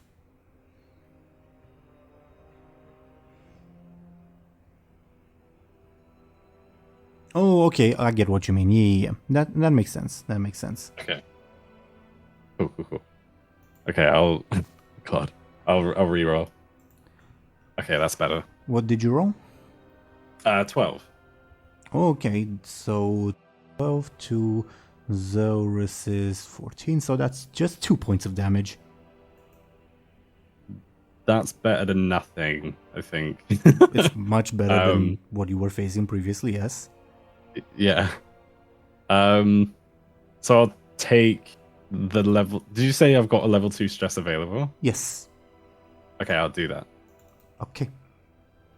Duly noted. Bladebeard's turn. Alright. Bladebeard is going to say, "Oh, that's a nice voice, demon. Let's hear you scream." And he's gonna stab him again. Sounds like a forceful attack. How does the Dreadlord defend themselves? It depends. Is Bladebeard still on the ground?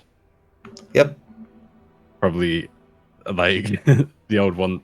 Probably like try to stomp on him again. Another forceful defense then. Okay. Well, actually, yeah, that makes sense. So that 9 against his 12. Meaning that Kippin gains an advantage. Oh. Yeah, sure. Dely, would you like another charge on forceful or something else? On Stonewall, rather, or something else? Yeah, Stonewall's fine. Okay. Duly noted. Gargoyle's turns. Think 2 will go after Buhd. Well, actually, 1 will go after Buhd, 1 after Benjamin, and I guess 1 after Lyri. If that makes sense. Okay. Okay, so first, I guess going alphabetical will be Benjamin. So Benjamin, how do you defend yourself? I'll Dark Souls roll out of the way. Okay, sounds like a quick defense, please. You succeed. Then going continue alphabetical, it's Buhd. Buhd, how do you defend yourself? I'd say Bud would try to smash his cannon against them, like as like us like pushing them away with it. Sounds like a forceful defense. Oh, you definitely succeed. And Lyri, how do you defend yourself? Lyri will feign blocking the attack, but as it gets close, she will try and use her tentacle to vault over the attack. Okay, I guess that's a sneaky defense or quick. Sneaky or quick, up to you.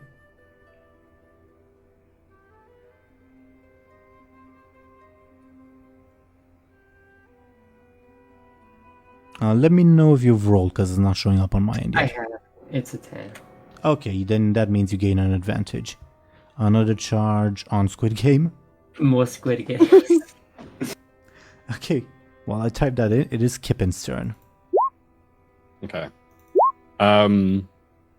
With Kippin's turn, I think they'll like call for backup, and they'll say, "Let me double check something."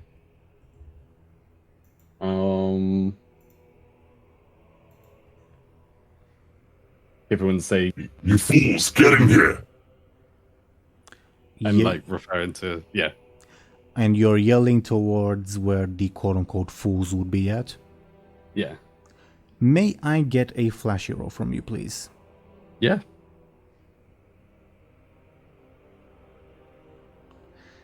Your wounds are... Your voice is weak because of your wounds. Maybe... you probably have to try again. Make sense? Yeah, that makes sense. I think you still would have your action for the turn, unless you want to like use that just to create an advantage or whatever. I'll still take an action. I think the Dreadlord would attack. I think the Dreadlord would turn around and try and attack Lyri by like slashing at her with their claws. Mm-hmm.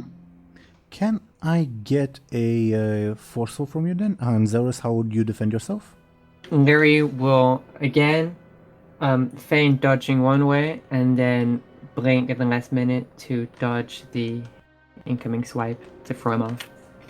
Sounds like a quick or sneaky defense. So could both of you roll? Ooh. Yeah. Zelris gains an advantage with that defense. More Squid Games. Sure.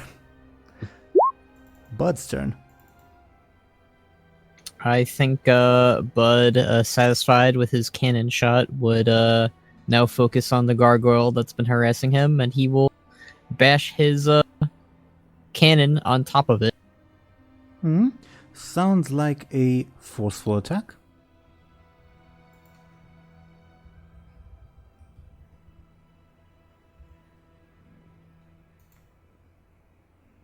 As I roll, let me know if the roll comes through for you guys, okay? Oh, 7. 7. Okay, so you deal 1 point of damage to it. While I type that in, Benjamin and Lyri, it's your turns. How does compelling myself work again? So, you choose one of your aspects, and and it works like a normal compel, like you'd be compelling someone else. And obviously compelling yourself means you accept, so you like create a fate point out of thin air if that's what you want to do. But Okay. I will vet the compel if I think that's what Lyri will do anyway or whatever, okay? Mm-hmm, makes sense. Let me pull my sheets up for a second. Can I use maybe hearing that the Dreadlord is trying to call for help? Lyri will hold off on attacking it because she wants to kill more people and wants, the Dreadlord to bring in more people potentially.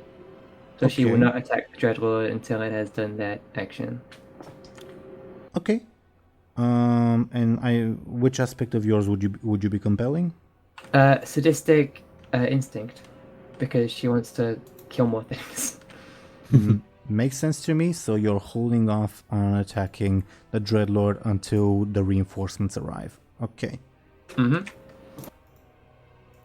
You still have an action on your turn, by the way.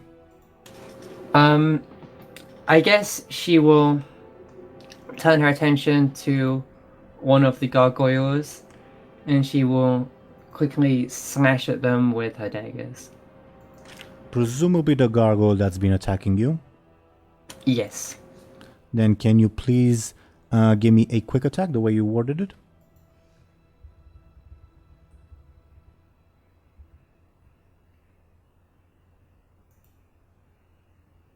Okay, you slashed the crap out of it. Benjamin's turn. I guess I'll attack the gargoyles as well. Okay. Can I get well, how do you attack it? Same as before, essentially. Okay, then quick please.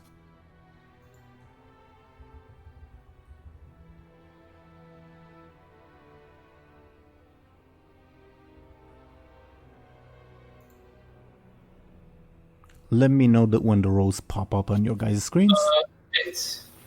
You got an 8. I also got an 8, so you get an advantage, Benjamin. Okay. Standing your ground. Sure. Bladebeard. Alright. I'm gonna bite the demon. I'm gonna bite his leg. Dely. Your defense.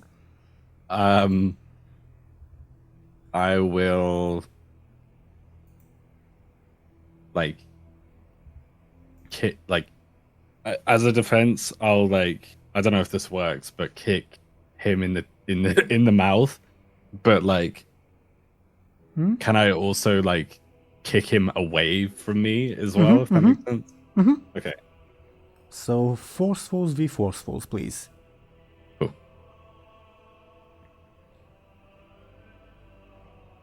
That's a critical fail on my part. Oh. So I think I'll reroll. What are you invoking? What did I say? I'm biting. Let me see. His leg, their leg, because you can't really reach much else. I don't know. Swashbuckling dwarf rogue. Is biting a sort of fighting? Or of being like a sneaky rogue? It is fighting dirty. I guess that's true. Fine. You use your fate point and you're giving yourself a reroll? Yep. And please reroll. That's a 9. Still insufficient, but at least the Dreadlord does not get an advantage. Wait. Should I? Should I use his consequences? What do you think, guys? Or should I wait for someone else to attack him with a better number? Maybe wait for a better.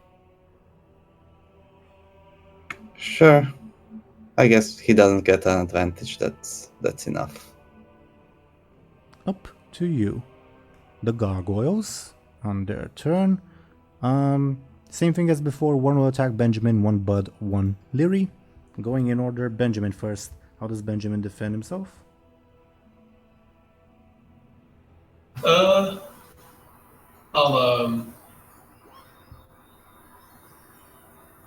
jump back, I guess. Give me a quick, please.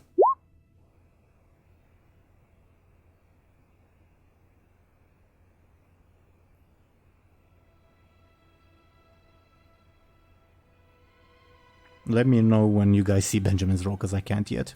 11. Okay, you dodge the crap out of that attack and gain an advantage. Another charge on standing your ground. Yes, sounds good. Okay, while I type that in, a gargoyle will attack Buhd. How does Buhd defend himself? I'd say Buhd would try and shove it away, push it. Sure. I also rolled for Lyri's attack, so Buhd, give me a forceful defense, please. I got a 9. You succeed. Lyri, how do you defend yourself? Lyri will, I guess, charge towards it, looking like she's ready to strike it. But then at the last minute, she will blink a few steps backwards to hopefully draw out its attack, so it misses. May I get a sneaky from you? Or clever, up to you. I got an 8. Okay. You don't create an advantage, but that's okay. Kippin? Quote unquote. I think Kippin will call out for help again. To roll a flashy. Please.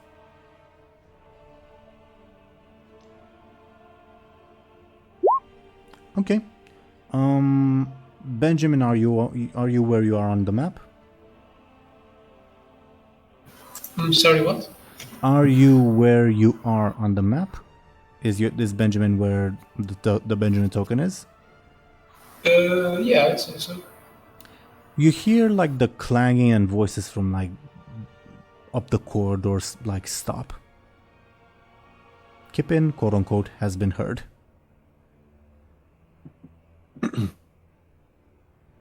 Still Kippin's turn. Oh, sorry. Go ahead. Okay. I think Kippin will try and scare someone, so like to blade. Well, like, I think narratively, Kippin will introduce themselves, but like, I kind of want it to be like a spear attack, if that makes sense, against Bladebeard specifically. So like, if Bladebeard's still on the ground, they'd like be towering over Bladebeard, and it would be like an intimidation thing. Mm-hmm. Okay. And Kippin would say like, I always get nervous when I use the voice thing. You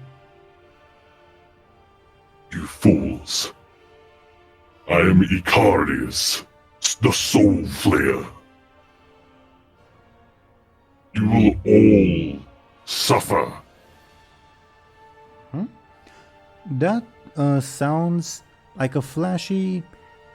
I can even see forceful but more flashy attack. How does Bladebeard defend himself? By not getting scared. By how to describe this? By standing his ground. Then that sounds like a defense. Well, could you please roll then? 5 feet, so probably A bit like. taller. Can you Bladebeard. guys hear me? Can you guys hear me? Yes. Yep. Okay, lovely. Discord is being a B word as usual. Okay. So I asked you guys to roll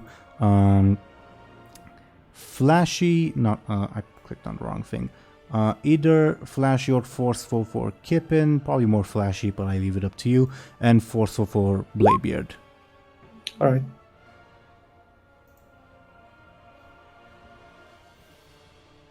Okay, Bladebeard, how do you take 8 points of damage? 8 points. From being scared beepless. Wait, 8. 30 So minus that- 5 is 8. Yep. Yeah, I'm gonna spend a fate point to reroll. What are you invoking? Pirate captain with no ship. I'm a fearless pirate captain. Okay, can I get a reroll, please? Ooh. Better. Just 9. 4 points of damage then. Sure. I'll take a level 4 consequence. Dely, would you like to name Bladebeard's level 4 consequence? Yeah. How about intimidated, I guess. Sure. Makes sense to me. Bud's turn. I'd say Buhd would try to grab the gargoyle and throw it hard on the ground. Or tile.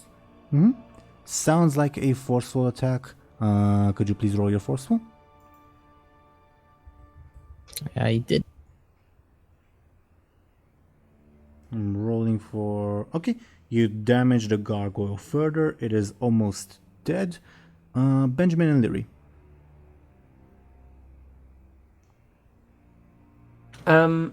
Lyri will Also, just because I don't really want to keep you guys too much, I think we could end the session when the Dreadlord is either knocked out of the fight or leaves on their own volition, something like that, which should be fairly soon because they're fairly wounded. What do you guys think? I think that's fair. Yeah, that sounds good. So, go ahead. Sorry. Lyri will use her, I guess, stunt to disorient the gargoyle with a void spell. Okay, you're using your stunt. The gargoyle is disoriented. Lyri has a stunt where you rewarded it actually, so I'm not even sure what the stunt actually does anymore. It's the same thing it used to do, but just as a void spell now. So, which does not help Dely. Dely Is it Eclipse? It is yes. Eclipse. Yeah. Basically, the previous stunt was Lyri had a very inefficient pistol that made a big smoke screen, and she remade it to be a void themed stunt. So it's a void smoke screen. You'd probably also be not that disoriented because you're taller, but the gargoyle definitely is. The gargoyle will skip its next turn because of that. Okay. Okay. Yeah. And Lyri will, I guess, while it's disoriented, try and give it a good old smack. Quickly try and take it out. The gargoyle, you mean? Okay. Yeah. Can I get a sneaky attack? The gargoyle will put up less of a defense because it's disoriented.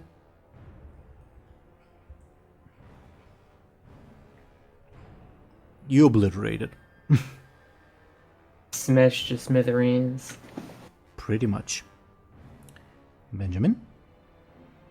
How many hit points does the Dreadlord still have? Level 3 stress and level 6 consequence. Okay. Yeah, okay. So it's sort of still disoriented, right?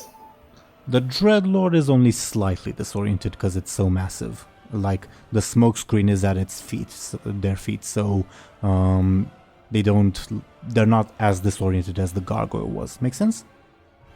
Mm-hmm. Then, since it's not very distracted, I guess I'll just run in as fast as possible to get a good stab in its thigh if I'm tall enough. Dely, how does the Dreadlord defend themselves?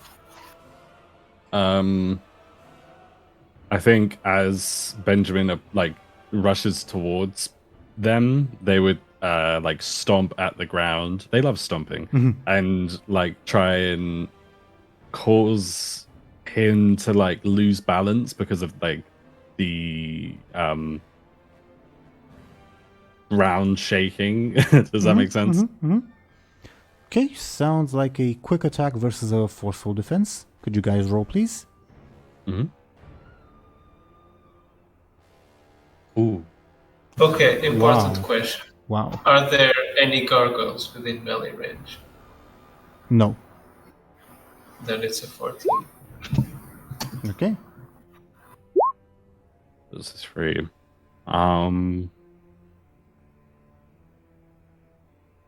I will. And I'll use both my advantages for good measure. It's an 18. Yeah, it's an 18 to Dely's 9.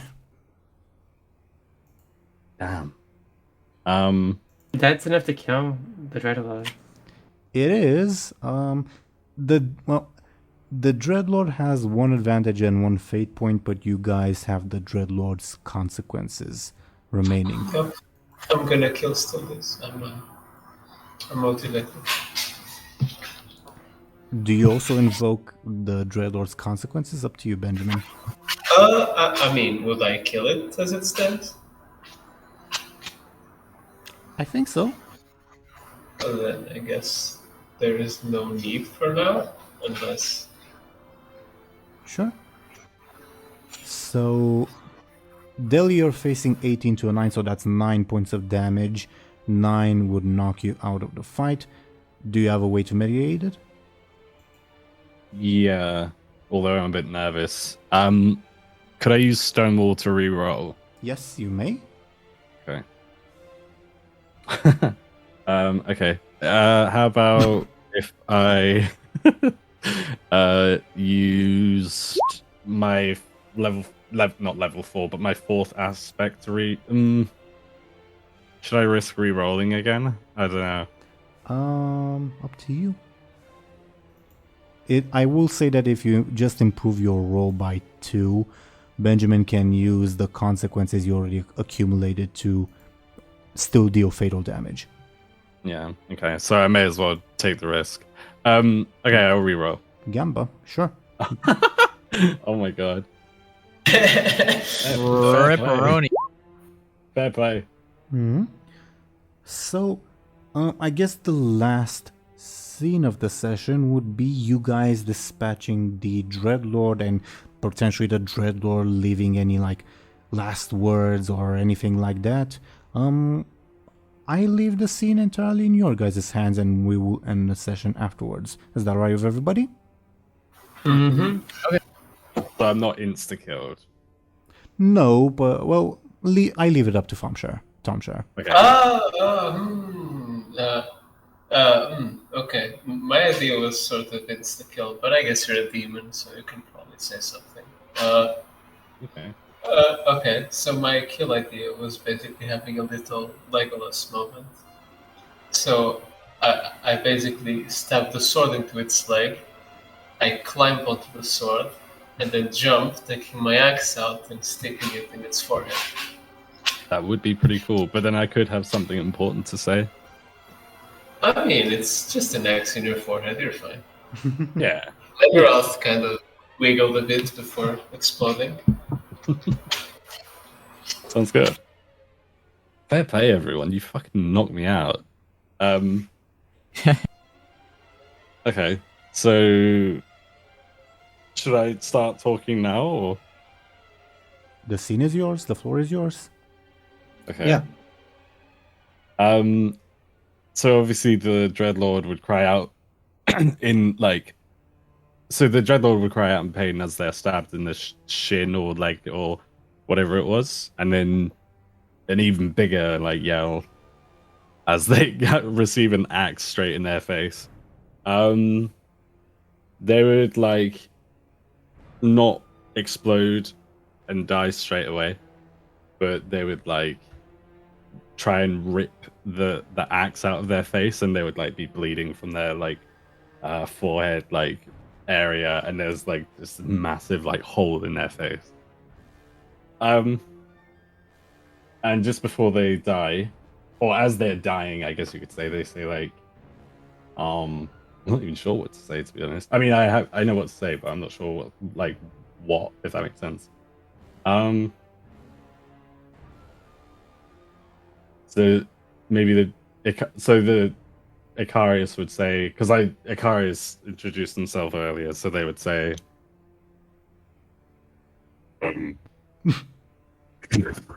well done, guys. No,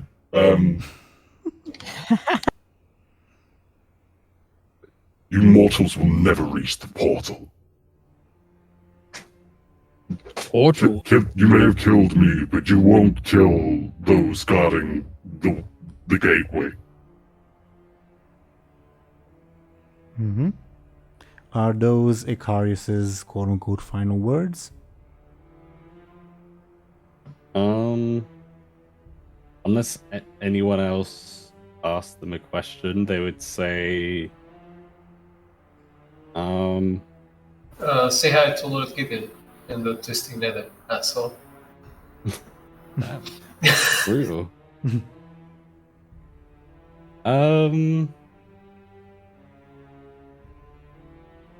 I think that would be it. I feel like I should say something else. You don't have to. I think those are good enough final words. Above what behind the scenes I like bombarded Dely with like background lore and you could say this or you could say that, but that doesn't mean that Dely has to. So there's no pressure there whatsoever, okay? Okay.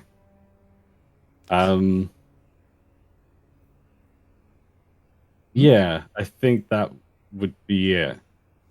Mm-hmm. And like the in-game animation, or at least the vanilla one, I don't remember the like Legion one, the Dreadlord, like their armor collapses to the ground, but their form is nowhere to be seen, turning into like a miscellaneous swarm of bats as it dies. The first Dreadlord that you guys have killed, because the other one you've just imprisoned. So yeah, Thompshire, they can't say hello to Lord Gideon, because Lord Gideon is quote-unquote still alive. He'll join them soon. That's fine.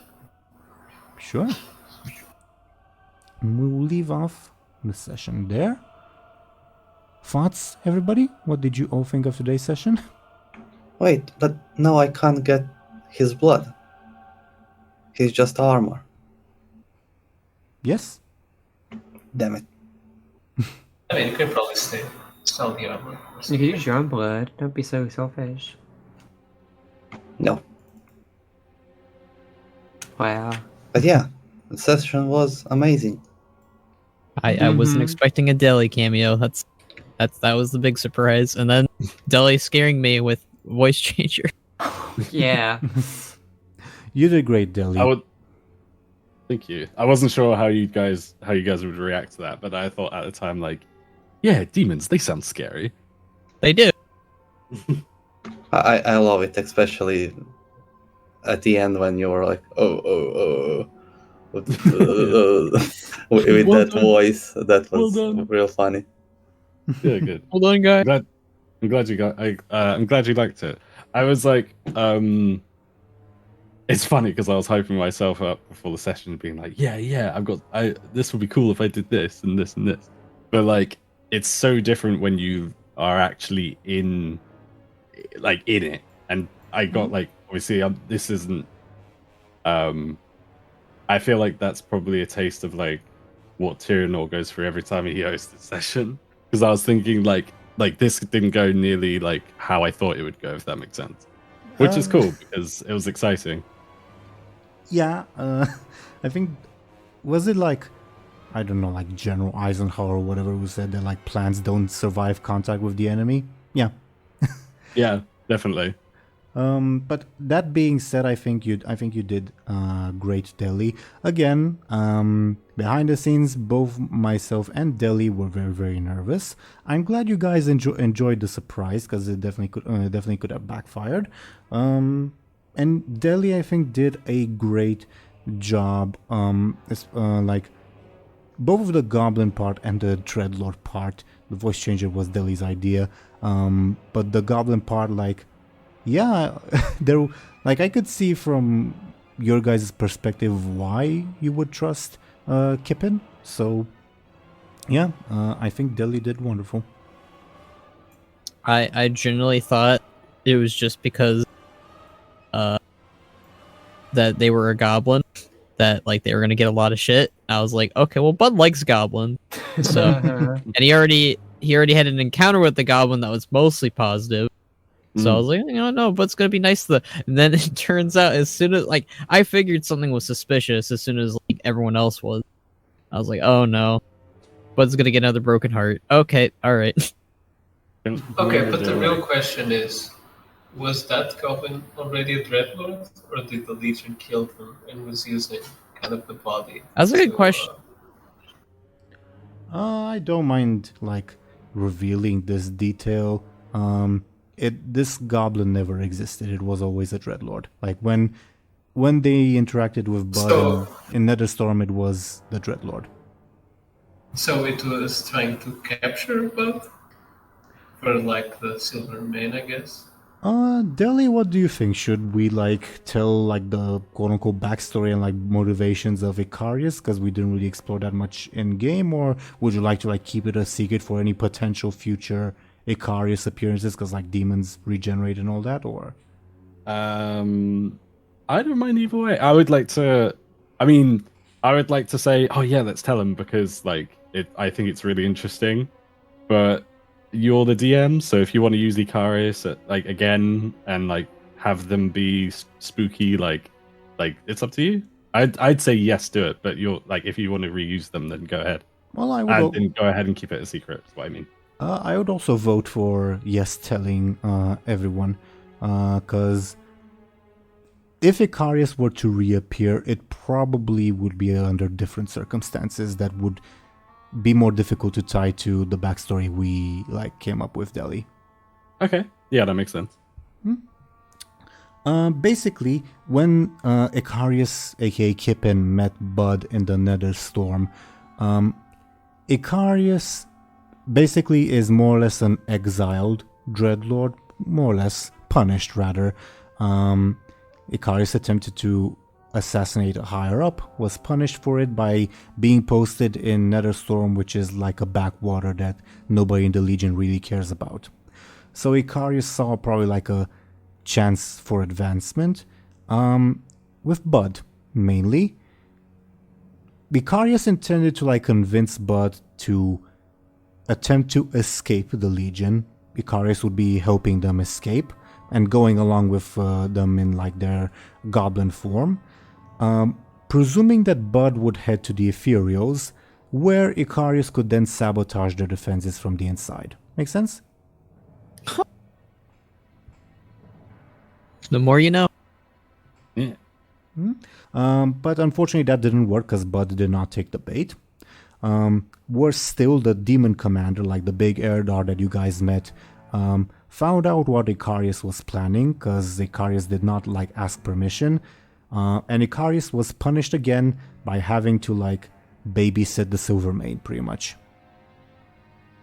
It's kind of funny that because Buhd was gonna accept the goblin's help, but Buhd was like, well, my friends are coming, I can't let my friends down.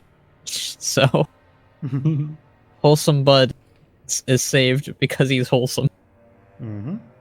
Yeah. Again, I've bombarded Dely with a bunch of information and it was definitely a bit of information overload. Props to Dely for being a champ and being invested in the exposition dumping I did. But yeah, there was Dely chose to reveal that there's a portal at the end of the dungeon. Dely could have revealed a bunch of other stuff, say about the activities of certain people in the Netherstorm, or how some other people were doing, or some Silvermane stuff. That's what Dely chose to reveal, and I have no problems with it. But yeah. I feel like we should call Khadgar as the expert at closing portals. Thank you, Dely, for putting up with us. Thank you, Dely. It was my pleasure. Thank you very much for having me. I was very nervous but very excited, and yeah, I had a lot of fun. Thank you very much for taking me up on the offer. Literally, above board, I came up with the idea 5 minutes before I started recording with the other campaign, and in our pre-session chatter, I said, hey, would one of you guys like to make a surprise guest appearance on the Shadow of the Silvermane? The other two players had conflicting schedules, but Dely could make it, and yeah, we planned things out with Dely. Well, yeah. I say I. Yeah, I feel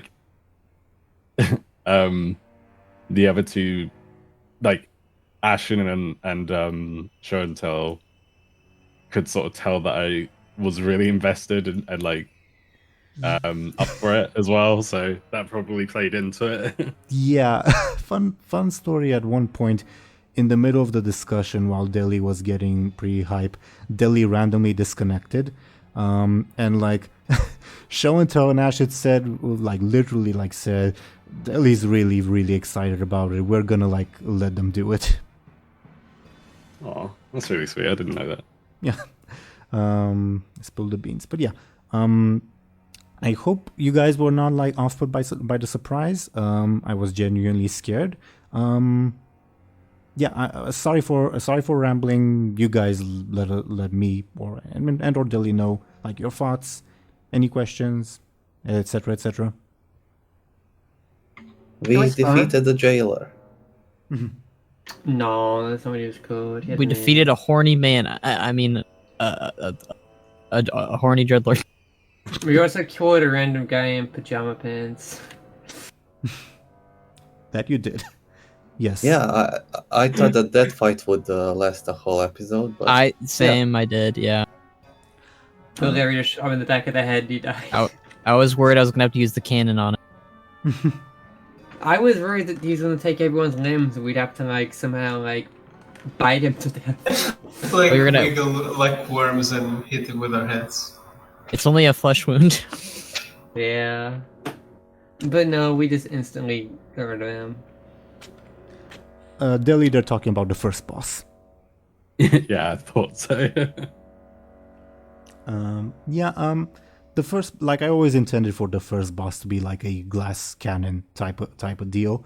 I guess the glass was too glassy and the cannon not cannony enough, I guess, for that guy. Mm-hmm. Well, it was fortuitous that you guys dealt with him very, very quickly, because I didn't want to keep Dely on the sidelines for too long. Like, I was messaging him during the fight.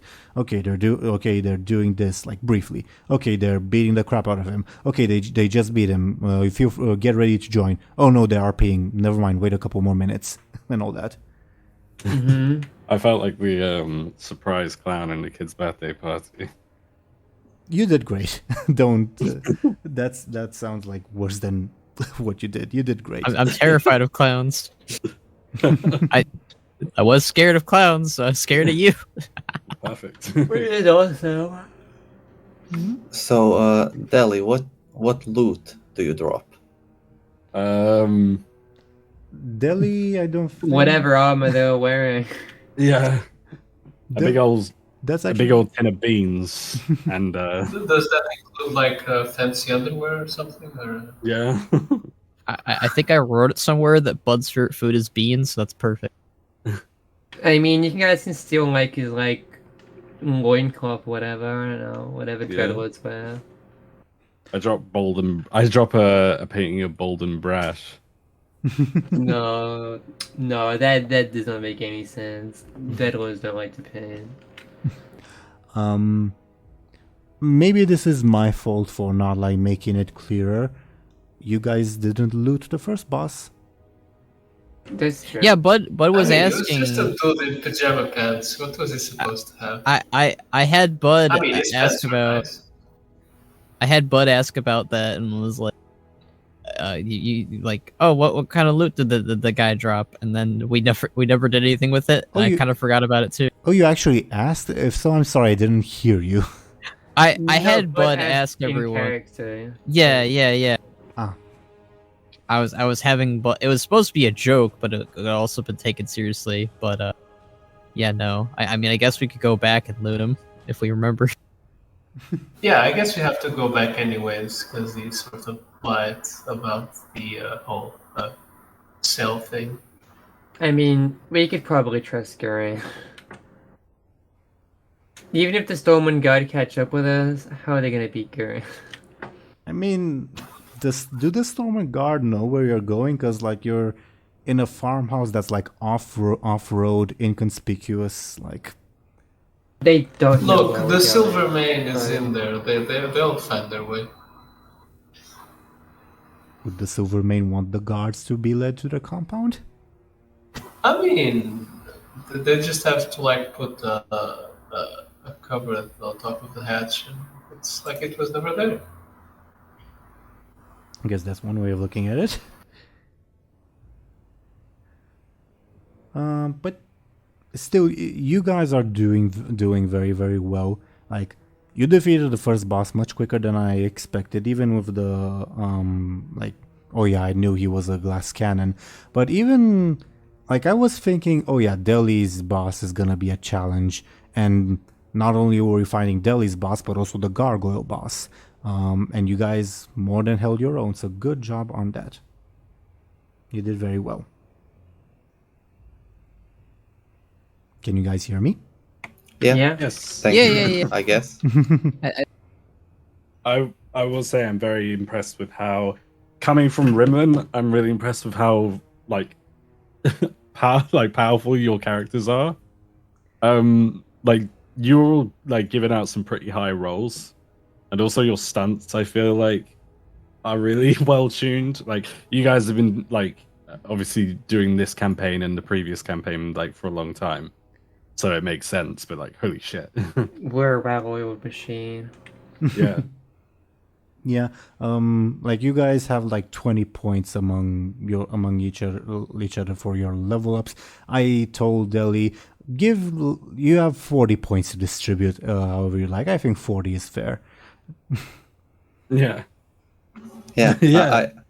I love how different our campaigns are. You know, here we are fighting demons, and in Legacy of the Rimland, they are drinking water with a guy. Yeah, yeah. That's But true. yeah, but you are also fighting some monsters as well. But yeah, I think it's different.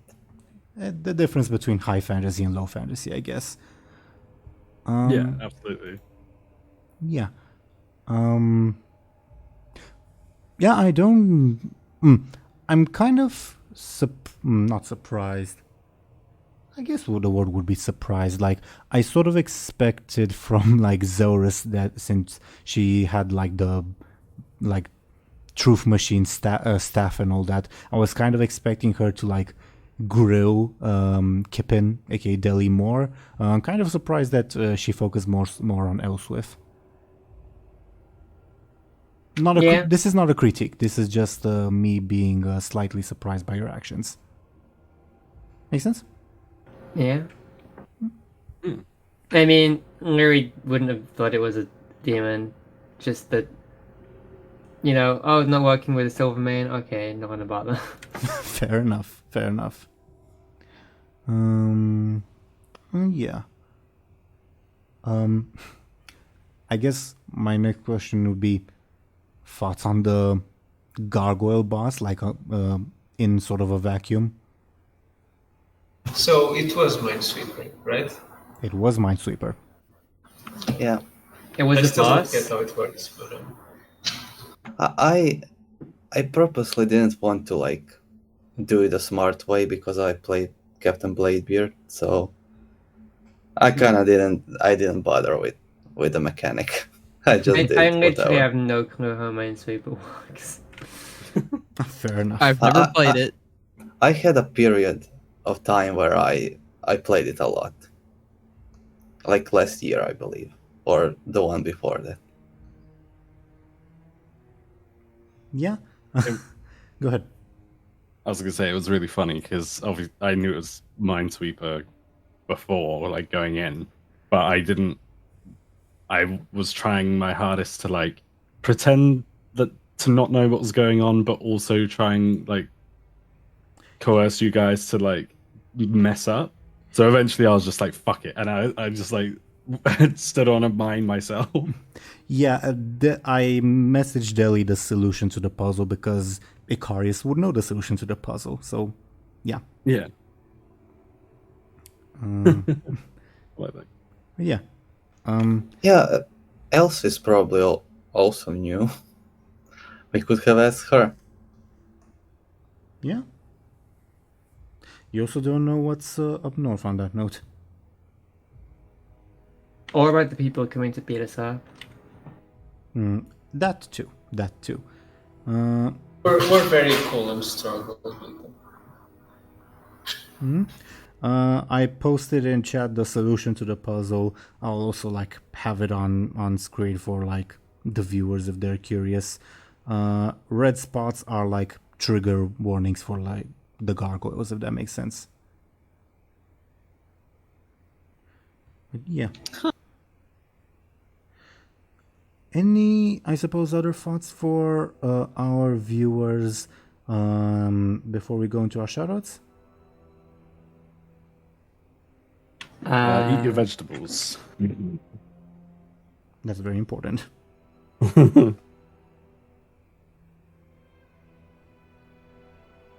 Okay. If not, then thank you very much, dear viewers, for watching and listening to us.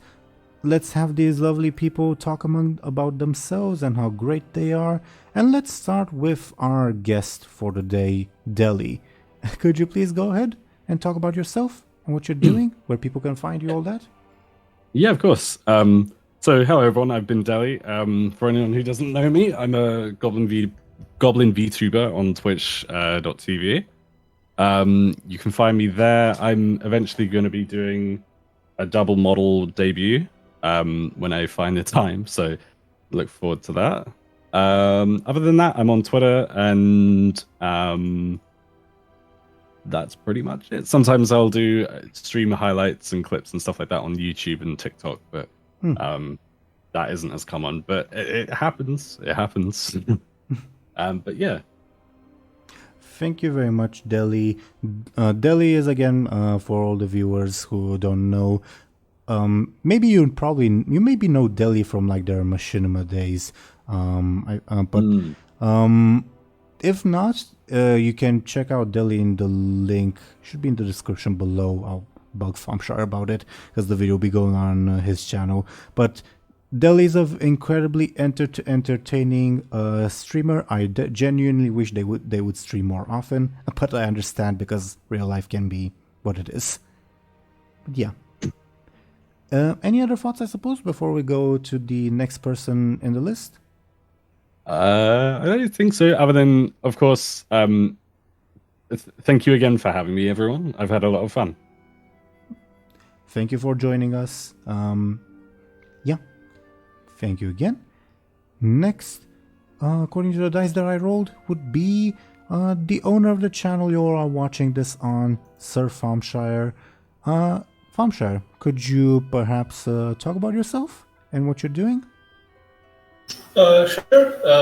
Well, aside from this channel, you can find me on Twitter, where I post some sneak peeks when there's something to peek at, I guess.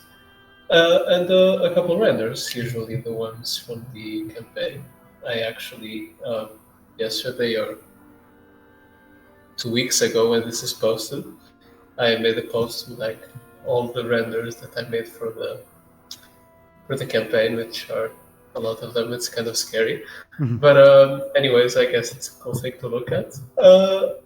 And aside from that, I'll be maybe posting a Machinima by the end of the month, if I can get it out, or if not, early February, I guess. So I'll look forward to get it, I guess, if it's not out by then. Genuinely looking forward to that. Thank you very much, Thompshire. Next, according to the dice, we would have Zelris. Zelris, could you please talk about yourself and what you're doing? My name is Zelris. I make stuff on the internet. You can find me on places like Twitter and YouTube at my name and my account on those websites. I mean, you can find them. But yeah, I make stuff. Check it out, and goodbye. Yeah, Zelris's links are on screen and in the description below. Do check them out. Thank you very much, Zelris. And next, we would have, according to the dice, Banarak. Banarak, can you please talk about yourself and what you're doing? Yes, hello. I am Banarak. I was Buhd. I am currently in the works of several projects right now, but I'm working on little side small videos that I put out a lot with Box, who was a guest in this a couple episodes ago, I think. Probably was a couple episodes. It feels like it was. 1, 2, 3, 4, I think. Anyway. 4 episodes ago? Jeez, okay. No, it was not that long ago, was it? Last episode was you guys reaching the dungeon. The episode after that was the C decision episode. The one after that was... And the one before was Box, right? No. The one before the C decision was the fight against the Faceless and Clovis. Huh. Yeah, it was a while ago. Time flies. It does. But you can find me on the YouTube and the Twitter and sometimes on Twitch, but I don't really go on there that often as much as I should. But I'm currently working on projects, a lot of projects actually. But you can find mostly that on YouTube, and it's mostly WoW stuff. And yeah.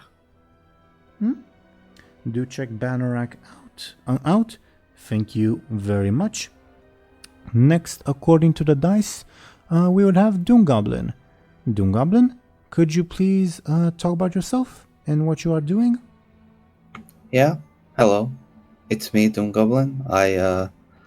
I'm a digital artist. I draw stuff and I post it on the internet sometimes.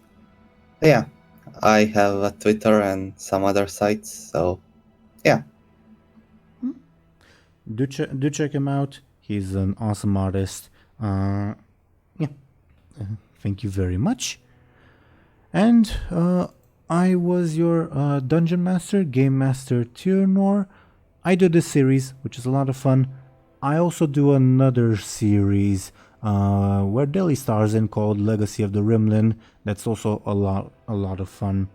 And I would recommend you check that out. If nothing else, because Dely's there and Dely's awesome, I suppose. But yeah, other than that, thank you once again, dear viewers, for watching and listening to us. We'll be back next time on my channel. Yeah, on my channel. Probably the week after this. I'll keep you guys posted on Twitter if not, but we'll see you there regardless. Goodbye, everybody. Bye. Bye. See you. Bye.